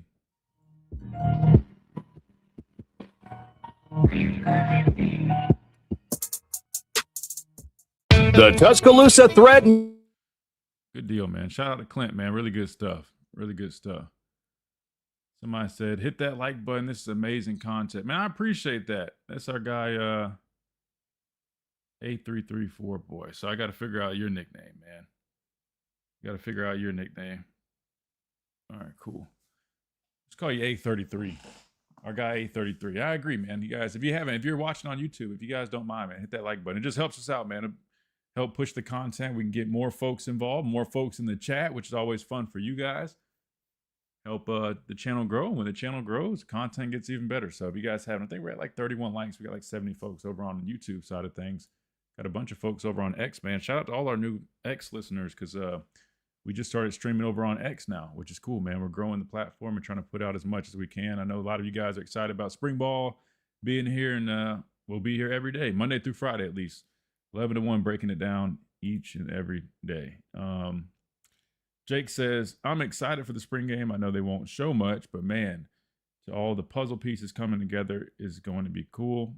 We look completely different on both sides of the line of scrimmage. Yeah, it is. It's cool kind of seeing it all come together. And now if my dad was on here, he'd be the first one to say, oh, man, you ain't going to see nothing through 2 practice. Oh, I get it. But like I said, I'm not saying anything is drastically different, but as you start seeing some of the development of these players, I think it's just kind of cool to wonder, like, all right, like Rico Scott, for example. We know Rico Scott returned to school. We know that we mentioned his name, right? Like you mentioned Rico Scott's name, knowing he's a good athlete, but I think that one's Noah Rogers, if I'm not mistaken, but the other one was Rico. But then it just make you see the clip and you're like, man, maybe we need to pay more attention to a guy like that. Those are just some of the questions or I guess thoughts that I have through 2 days, just kind of circling back to some guys that you probably didn't put too much emphasis on initially, but you're like, man, maybe they can definitely step up. But I think that was I'm sorry, I got the highlights on this of this one on this side, but hold on. So I was watching something different on the other side. That one was Rico Scott wearing 7. The other thing, like Clint mentioned, that defensive or on that AK Deer clip, I want to say you saw Mincy in there. We got an answer on that one. I know some people were wondering, does that mean he's running with the ones right now? After hearing from Coach DeBoer, and he mentioned Bray Hubbard still working back from a little off-season deal. Sounds like Mincy's kind of in there filling in. I want to say QB Reese and what's his name were in there at backer. And I think somebody asked about inside backers, and we talked about that last week. If I had to guess who the 2 backers would be, it'd be QB Reese and Caleb Woodson, the transfer from Virginia Tech. And that is who it looks like they were rolling with, at least here, which, again, this is day 2 of, you can see, looks like Caleb Woodson right there. That might be Mincy, but let me see. Yeah, QB Reese, and then Caleb Woodson came behind him. Regardless, I think those are probably the 2 guys that are going to kind of kick things off for spring, and we'll kind of see from there. But Coach DeBoer continuously mentions Caden Jones. So normally if a coach mentions a guy's name pretty consistently like that, tends to kind of mean like that they're standing out to him. If you're on your coach's mind like that, right, you're kind of sticking out in some point, right, or to some extent. So I think there's plenty of competition there, but it sounds like, or it looks like, QB Reese and Caleb Woodson are going to be kind of kicking things off. So for all you guys asking about the inside backer spot, which is really important, man, I'm really curious how that comes together. But I mean, Caleb Woodson being almost 240, man, that's a big dude. I was talking about that when we saw the weights from our backers from last season at the Combine. I was like, man, looks like we've kind of gotten a little small at backer, but I know QB Reese ended up putting on some weight. He's pushing 230 now. Then Caleb Woodson was pushing 240. Thought that was a good sign to see as well, coming out of the winter conditioning program. Want to see this team build chemistry in the offseason? Absolutely, man. That's what it's about, man. Every time you hit the practice field, it's a great opportunity to do that. And even in the off days, I mean, the way it works during spring is you practice one day, you watch tape, you normally work out, watch tape, and do all that on your off day. So they practice today. Tomorrow, I would anticipate them going back, watching tape, probably have a lift at some point, gearing up for Thursday, and then they will also practice Friday before going on spring break, which Friday's practice might be, I want to say, might probably be like shoulder pads, probably the first day, because you're supposed to have 3 days and just helmets just to kind of get acclimated and recondition and all that. And welcome back into this Talking Tuesday edition of the Miller's Edge, Tide 100.9, 1230 WTBC. Big shout out to our guy Clint Lamb of Cover Crimson. Joins us every Tuesday at the top of the hour. Always enjoy breaking stuff down with Clint, man. He does a really good job, very extensive, and definitely does his homework, his research, and he knows ball, man. So check him out if you guys haven't done so. All right, let's read some of y'all's questions, comments, and concerns that we got over here in the chat. Again, we do stream live on YouTube, X, both at the Miller's Edge, Facebook at Tide 100.9, alongside us being a live radio show, which is really cool. So appreciate all you guys tuning in and checking us out, hanging out with us as we break down some Alabama football. All right, let's see. From Jay Bureau, it says, do you think Jaire could get some significant playing time? He looks massive. Yeah, listen, me and Clint were talking about him. You know, that picture, which I'll try to pull it up real quick. I mean, to be a true freshman, and not just that, a guy that should be a senior in high school right now, probably gearing up to go to prom in a couple weeks. I mean, that's just impressive. And like Clint said, you know, when you look at a player like that, and I've talked about this on the show, that's becoming like a hot commodity, right? Because number one, you always want guys that are versatile. Why? Because you don't have to substitute as much. You don't have to have as many personnel groupings. You can leave guys on the football field and they can just move around and play different roles in the defense. And it helps you out, especially in today's day and age with the evolution of offenses. You see a lot of fastball teams, what is that, right? That's where teams are going quick, hurry up, tempo offenses. And if they don't sub, you don't really get the opportunity to sub. Now, if they sub, the ref, he stands with the ball, he holds it and gives you an opportunity. But sometimes when they're going quick, you don't have that. So having players like a Jare Edwards that offers that type of versatility is huge. But even further, his position and skill set specifically is very highly sought after right now. Why? Because he is basically a big body defensive back that is physical enough that can come down and run support and almost play like a linebacker if you need him to. He can cover a tight end, no problem, right? But he's also athletic enough to run with receivers and play in space. And, you see guys like that are, 5'11", 205, 210, 250. Like, you see like slot corners or guys like that. Like Missouri had that one guy. I think he wore like number 13 or something like that. I think he was like a big body guy, like 225. But you saw how beneficial it is, because here we go. You guys like getting technical with the football stuff. We talk about Sam. We talk about all these linebacker positions. Well, the Sam linebacker is pretty much interchangeable with a Husky / star. That was the word we used to use, right, in our defense. I think the Gamecocks, my dad's team, they call it the Spur. All it is your fifth defensive back in nickel. Well, the Sam, basically in base, the Sam is in there, and then the Sam would come out in nickel, then your nickel corner, or that guy goes in there. And typically, it's just that, a nickel corner. So he'd be a smaller guy, like I said, 5'11", maybe 6 foot, like 205, maybe 210, right? However, when you have a guy like Jare Edwards who's 6'2", 221, you basically have the body type of an athletic Sam. Like typically a Sam would be more like, I would say on average, like 6'3", 230. 6'2", 220 is not too far. And you have a guy with that build, but has a true defensive back profile. I mean, like, it's number one, it's rare, and two, it's so beneficial. And to me, like, I think like the two guys I think they're going to be like the next household names on this defense out of the young players. I would probably say Jare Edwards and Xavier Griffin. Those two guys just kind of come to mind immediately because I just think they have special skill sets that have, very rare versatility.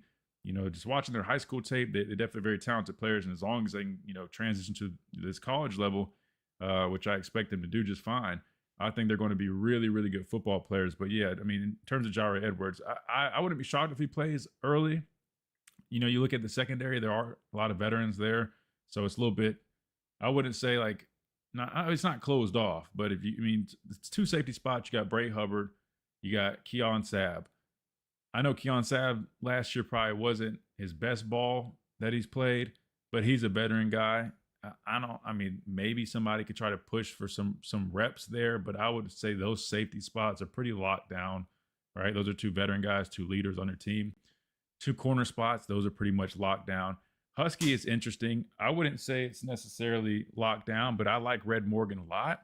And I think there's, you don't take Red Morgan out, but here's what I would say. I could see a world where not only do you have flexibility with Jare Edwards, but he offers something a little bit different than a guy like Red Morgan. Red Morgan is like sub 190 pounds. If you want more, physicality at that position, at that Husky spot, say you're playing a team like Clint mentioned, 12 personnel, and you don't want to play like a true, which I guess their base kind of is a 4-2-5, but say, yeah, you're in more of a base thing, a base defense, and you're playing an offense, or you're matching up against somebody that runs a lot of 12 personnel, like Georgia. They run a lot of pro style offense. They run a lot of 12 personnel. You could roll with a guy like Jare Edwards because he's big enough to come down and play on a tight end. He can handle his own, right, from a physicality standpoint. And he's good enough to play in space. Versus, think about like Red Morgan, if you left him in there and you were calling things that required him to be matched up kind of on a tight end. I know Red Morgan's physical in terms of going to lane, the wood, and putting his nose in there. But that's a little bit of a mismatch if he's trying to hold up on a 6'6", 250-pound tight end versus Jare Edwards. That would probably be, in my opinion, how Jare Edwards could see the football field pretty early in terms of like certain packages. If you're playing certain teams with certain personnel groupings and you want a bigger body at the position. Jake mentioned his player comp. Yeah, Landon Collins not as tall, but Landon was like 220, 225. I played with Landon in 2014 before he got drafted. And yeah, he definitely played safety. And this was the other thing. So like in dime, So I talked a little bit about this yesterday, but to recap, dime defense is 6 DBs are on the field. You normally have 4 down linemen, right? 2 edge guys, a nose tackle, whatever the case may be. If you're doing a Raptors package, it could be whatever the personnel, but 4 guys up front. And you have 1 linebacker and 6 DBs. Well, you normally, when I say 1 linebacker, you have like 1 traditional linebacker, but then one of those DBs out of the 6 typically comes down in the box, insert whatever the call is. And if there is, going to be 2 quote unquote backers, we used to have what we had called a money backer. Sometimes you could play a big safety at one of those, dime backer positions. That's why you've seen like Bray Hubbard, if we're in dime, sometimes it looks like he's playing middle linebacker. He's not really playing middle linebacker. It's just he's substituted in for one basically in dime because you have 6 DBs. That's where Jaire Edwards, I think, could come along. If you're in dime and you don't want to be too light, right? Sometimes you still want a physical guy in there. That's why I like Mincy. I think he was a guy that used in dime a good bit, and he's a bigger player as well. They just they allow you to have a little bit more physicality and not feel like you're so, I guess, like a liability against the run, right? Because sometimes people still do run the football on 3rd down, especially when they see you in some of those situations. Or, it's 3rd and long. Think about it. A lot of the time, sometimes they just run the football, try to get better position before they punt. So, I mean, and Landon did that. Landon and dime played in the box a lot. I think Jaire Edwards kind of has that skill set, but with even more length. So, a player that I think a lot of people should be really, really excited about. Jay Moneyman says, Christian, do any of the edges ever reach out to you for advice? Because they should. I haven't talked to too many guys from this girl. I mean, we talked to Yanze on the show Friday, but I mean, I'm trying to think. I talked to like Justin Hill last year a couple times when I was up there. Really good dude, man, and definitely like, really interested in asking questions and we talked some football after practice a couple times. Even talked about some stuff off the field at one of the like the events that they do for players to network and stuff. So I like Justin Hill a lot. But yeah, so I've talked to some of those guys. I used to meet with like Chris Braswell. I used to meet with every week and talk football with him on Thursdays. Chris Allen, used to do some stuff. But but the cool thing is, Coach Robinson, Christian Robinson, he told me, whenever I want to come up there, he'd be happy to have me, talk with the guys. So like the invitation's there. So maybe I will start doing that at some point. I don't know, but yeah, that's a good question. But yeah, I'm always down to do it, man. I love talking football, even if it's just some pass rush stuff. I'm always up for that. Let's see if we can hit one more. We got about a minute left before we hit this next time out. Arthur says my biggest question is going to be on the offensive side of the ball. In my honest opinion, I think the defense will be better. Offensive philosophy worries me. We'll start with the first part. Will the defense be better? Still way too early to tell. This is kind of what I'm gathering just through 2 practices, right? And again, way too early. Scrimmages will give us a lot more detail. I think it's going to be a little bit different just going off the personnel. In my opinion, it looks like they're working towards, you heard Coach DeBoer mention pass rush, getting a little bit more active. I look at the personnel that they have at the edge spots, bringing a guy like Zulu with some good length. He's featured at South Carolina. I think he's got some good tools to work with. Didn't necessarily, I think he's got some untapped potential. So I'm curious to see how he develops here over the next few months. Devin Tompkins, another guy with length and pass rush ability. Even Terrence Green from Oregon, a little bit longer of a defensive end, 6'5", 320. So it looks like there's a little bit more length, a little bit more athleticism, which kind of fits the profile, in my opinion, that Kane Womack has kind of described for his guys. Good athletes, let them go out there and ball. I wouldn't be shocked if they're going to try to lean into that some, be a little bit more disruptive up front. Now, I've always taught about this. I think there's some, sometimes there's some pros and cons of certain things. Like if you are going to be a little bit more athletic, if you're going to be dicing things up, sometimes you're playing on different levels. It can lead to more tackles for losses. It can lead to more pressure on the quarterback. They mentioned they're trying to be able to force more pressure without bringing pressure, which is, spot on. We talked about that. Like, what separated our defenses was, we could call base defense and base. We didn't have to bring pressure. You had defensive tackles and defensive ends and outside backers that I played with that all of us were winning our one-on-ones. There's no question about that. And he mentioned that, when you have guys that can, force pressure from the inside out, that's going to force quarterbacks to the edge guys and vice versa. I think that's what they're trying to lead into. So what I'm getting at is I think there's a chance this defense ends up being a little bit more disruptive, just with the personnel they have, or at least that's the goal. Are they going to be better in a sense? I don't know. I mean, you're replacing all the linebackers, so that's going to be a big deal. Can the linebackers step up? I think the guys up front can provide a little bit more juice in terms of getting after the quarterback. I think I have to see it first, but their profiles kind of give me the hint that that could be the case. But how do they hold up against the run? That is my biggest question for the front seven going into 2026. The tape I saw on Devin Tompkins, I'll just be honest with you, he wasn't the strongest at the point of attack when playing inside, which he's going to play a lot of that here. So that's a question mark to me. Terrence Green is a taller guy. I thought he showed some good stuff on tape, but I think there's still some stuff he could work on. I think leverage would be a big one. He's a taller guy. I like London Simmons. I mean, I think Yonze Pierre, I know he mentioned coming back. One of the reasons he wanted to come back was to fine-tune some things. One being, being firm on the edge. I thought he did a very solid job of that last year. I think him and Justin Hill are strong on the edge and will do a good job. So it's just a matter of how will that front seven hold up this year? I'm curious because I thought we were pretty decent last year, a little inconsistent. Some games we were too soft, gave up way too much. That was a problem. Will this new cast of characters that we got be better? I don't know. So that's a TBD for me. Secondary, we pretty much got everybody back. Then you mentioned the offensive philosophy worrying you. Coach DeBoer acknowledged they got to run the ball better, and that will open things up, and he's 100% right. You don't want to just completely just throw away the good things you did. Throwing the football, for a number of weeks was very successful. You're one of the most efficient teams in the country doing that. You just got to find a way to run the football better. In terms of philosophy, I mean, we'll have to see. But I do think play calling, there needs to be more rhythm, right? I mean, outside of like opening scripts, opening drives, I just feel like there wasn't great rhythm at times. Kind of felt like we just kind of were calling a bunch of different things, seeing what stuck, bouncing from, one thing to the other. I think the flow needs to be better offensively. So in that case, yeah, I'm with you. But let's just hope the coaching staff had some self-assessment on their end and are able to improve on that aspect, because I think that could be beneficial as well. But again, we got plenty of time to see, and hopefully we will with some of this scrimmage stuff coming up. All right, we got to hit a timeout. We come back. We got our last segment of this Talking Tuesday, and we'll wrap things up, and then we'll get ready for a Wednesday edition. We will be joined by Gray Robertson tomorrow. For all you guys that I know football can pretty much be the whole show, but Wednesdays, we do talk with Gray Robertson, my partner over on the Crimson Tide Sports Network. We host the Alabama football postgame show. He covers all sports. He's broadcasted for softball, baseball, women's basketball, everything, you name it. So we always get the scoop on everything with him.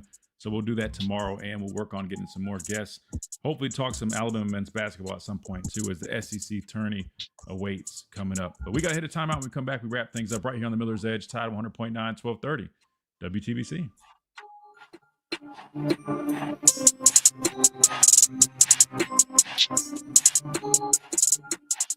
Hi, I'm Chris Stewart. Welcome to the Townsend Honda pre-owned clearance event. Get new carpet. All right, if I miss somebody's question or something, just retype it, because I know we got one more segment. I don't want to miss it before we jump out of here.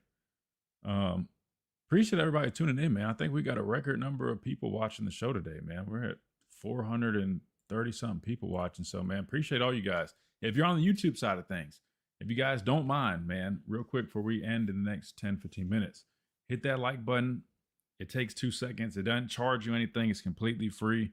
It just helps push the show and helps us get even more content, more stuff going for you guys. If you're listening on X or Facebook, welcome to keep doing that. But if you have a YouTube channel, I always ask, man, just go over there and subscribe. Just helps us. We just hit 4,000 subscribers, by the way, yesterday, I think it was. Yesterday or the day before. So big shout out to all you guys, all of our listeners and supporters, man. We appreciate you guys. Next milestone, we're going to try to hit 5,000. Hopefully we can do that. I don't know, man. Let's see. Let's say by like July, we want to hit 5,000. I think we can do that. So if any of you guys don't mind, man, share the videos, share the broadcast, share the shows. That always helps too, man. And I always tell people too, if there's anything you guys want us to hit on, you're always welcome to tag us in things like on X, like if there's news articles, video clips, whatever it is, man. always tag us in those. We always enjoy that too, man. Yeah, you can combine breaks. Or were we behind one? I didn't even realize we were behind one. So just tell me what time to get out on this last segment, Reed. Excuse me. Yes, sir. We appreciate that, Carson. Yeah, algorithm, excuse me, I can't speak, but it's been picking back up for us. Thank God. It kind of was acting weird for a minute, man. I feel like for the last couple of weeks it was being a little weird, but I don't know. I kind of revamped the thumbnails we were using. I think that played a big role, man. I think the thumbnails make a big difference. I'll be honest with you.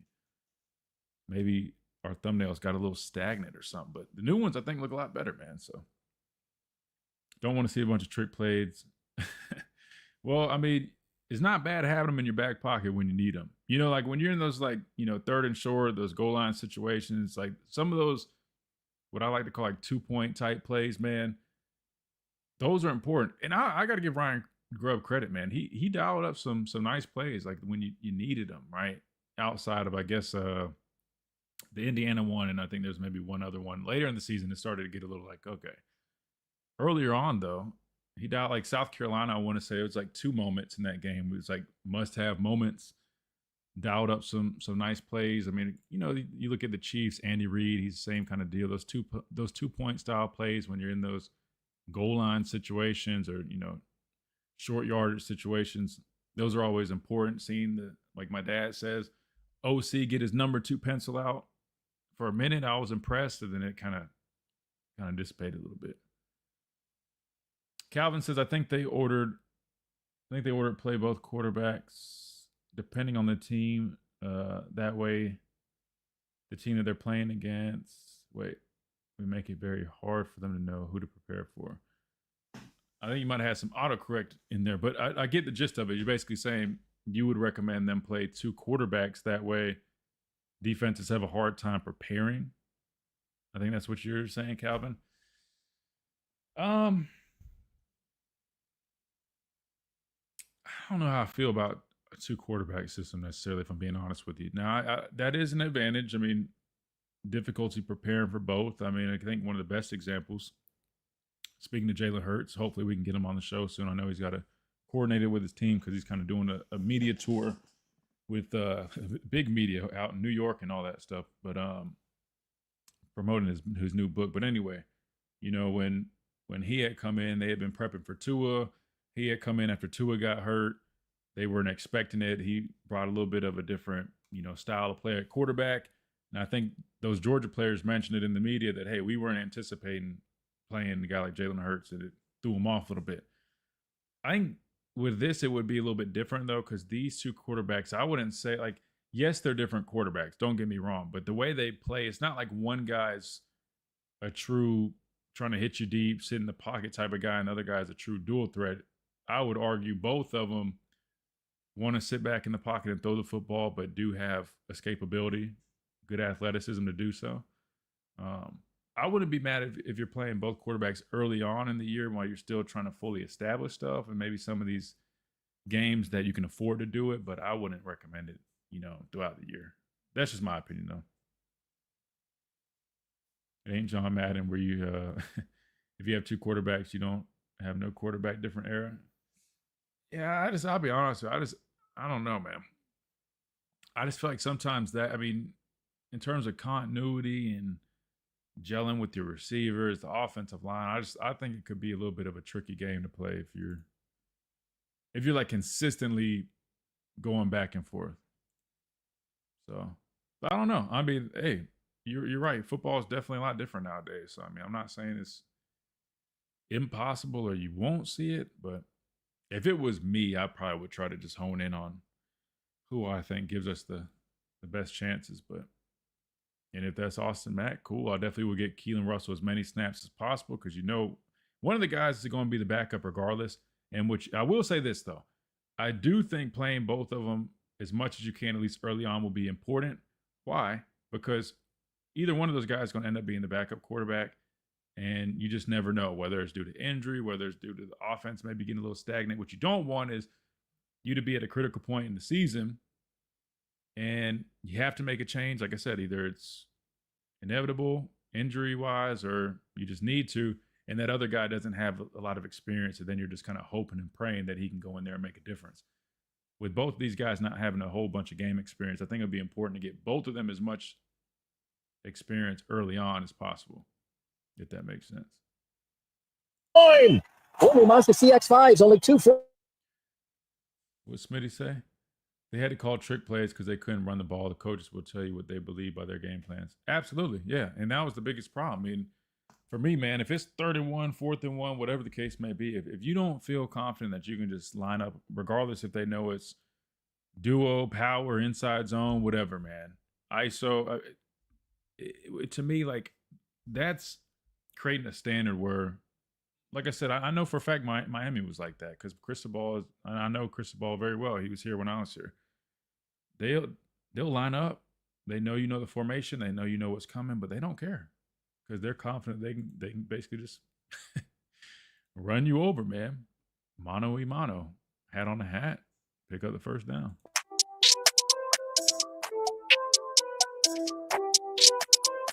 And welcome back into this Talking Tuesday. This is the Miller's Edge, Tide 100.9, 1230 WTBC. Really, welcome in and goodbye. Oh yeah, it's 12:58, guys. It's time for us to wrap things up. We got to get out of here. But I will say it's been a great show. Big thanks to all you guys tuning in. We got to hear from head coach Kalen DeBoer, respond to it, hear from Clint Lamb. Got to read a little bit of what you guys are talking about in the chat. So big thanks to all our listeners via Tide 100.9. Of course, on our streams as well at the Miller's Edge on YouTube, on X and Facebook at Tide 100.9. I can't speak, guys. Tide 100.9. Yeah, it's time to wrap things up and get out of here. Big thanks to all you guys, and we look forward to see you guys tomorrow right here on the Miller's Edge, Tide 100.9, 1230 WTBC. More Alabama football talk and action coming at you tomorrow. Plus, Gray Robertson will join us. Look forward to it, and we'll see you guys then.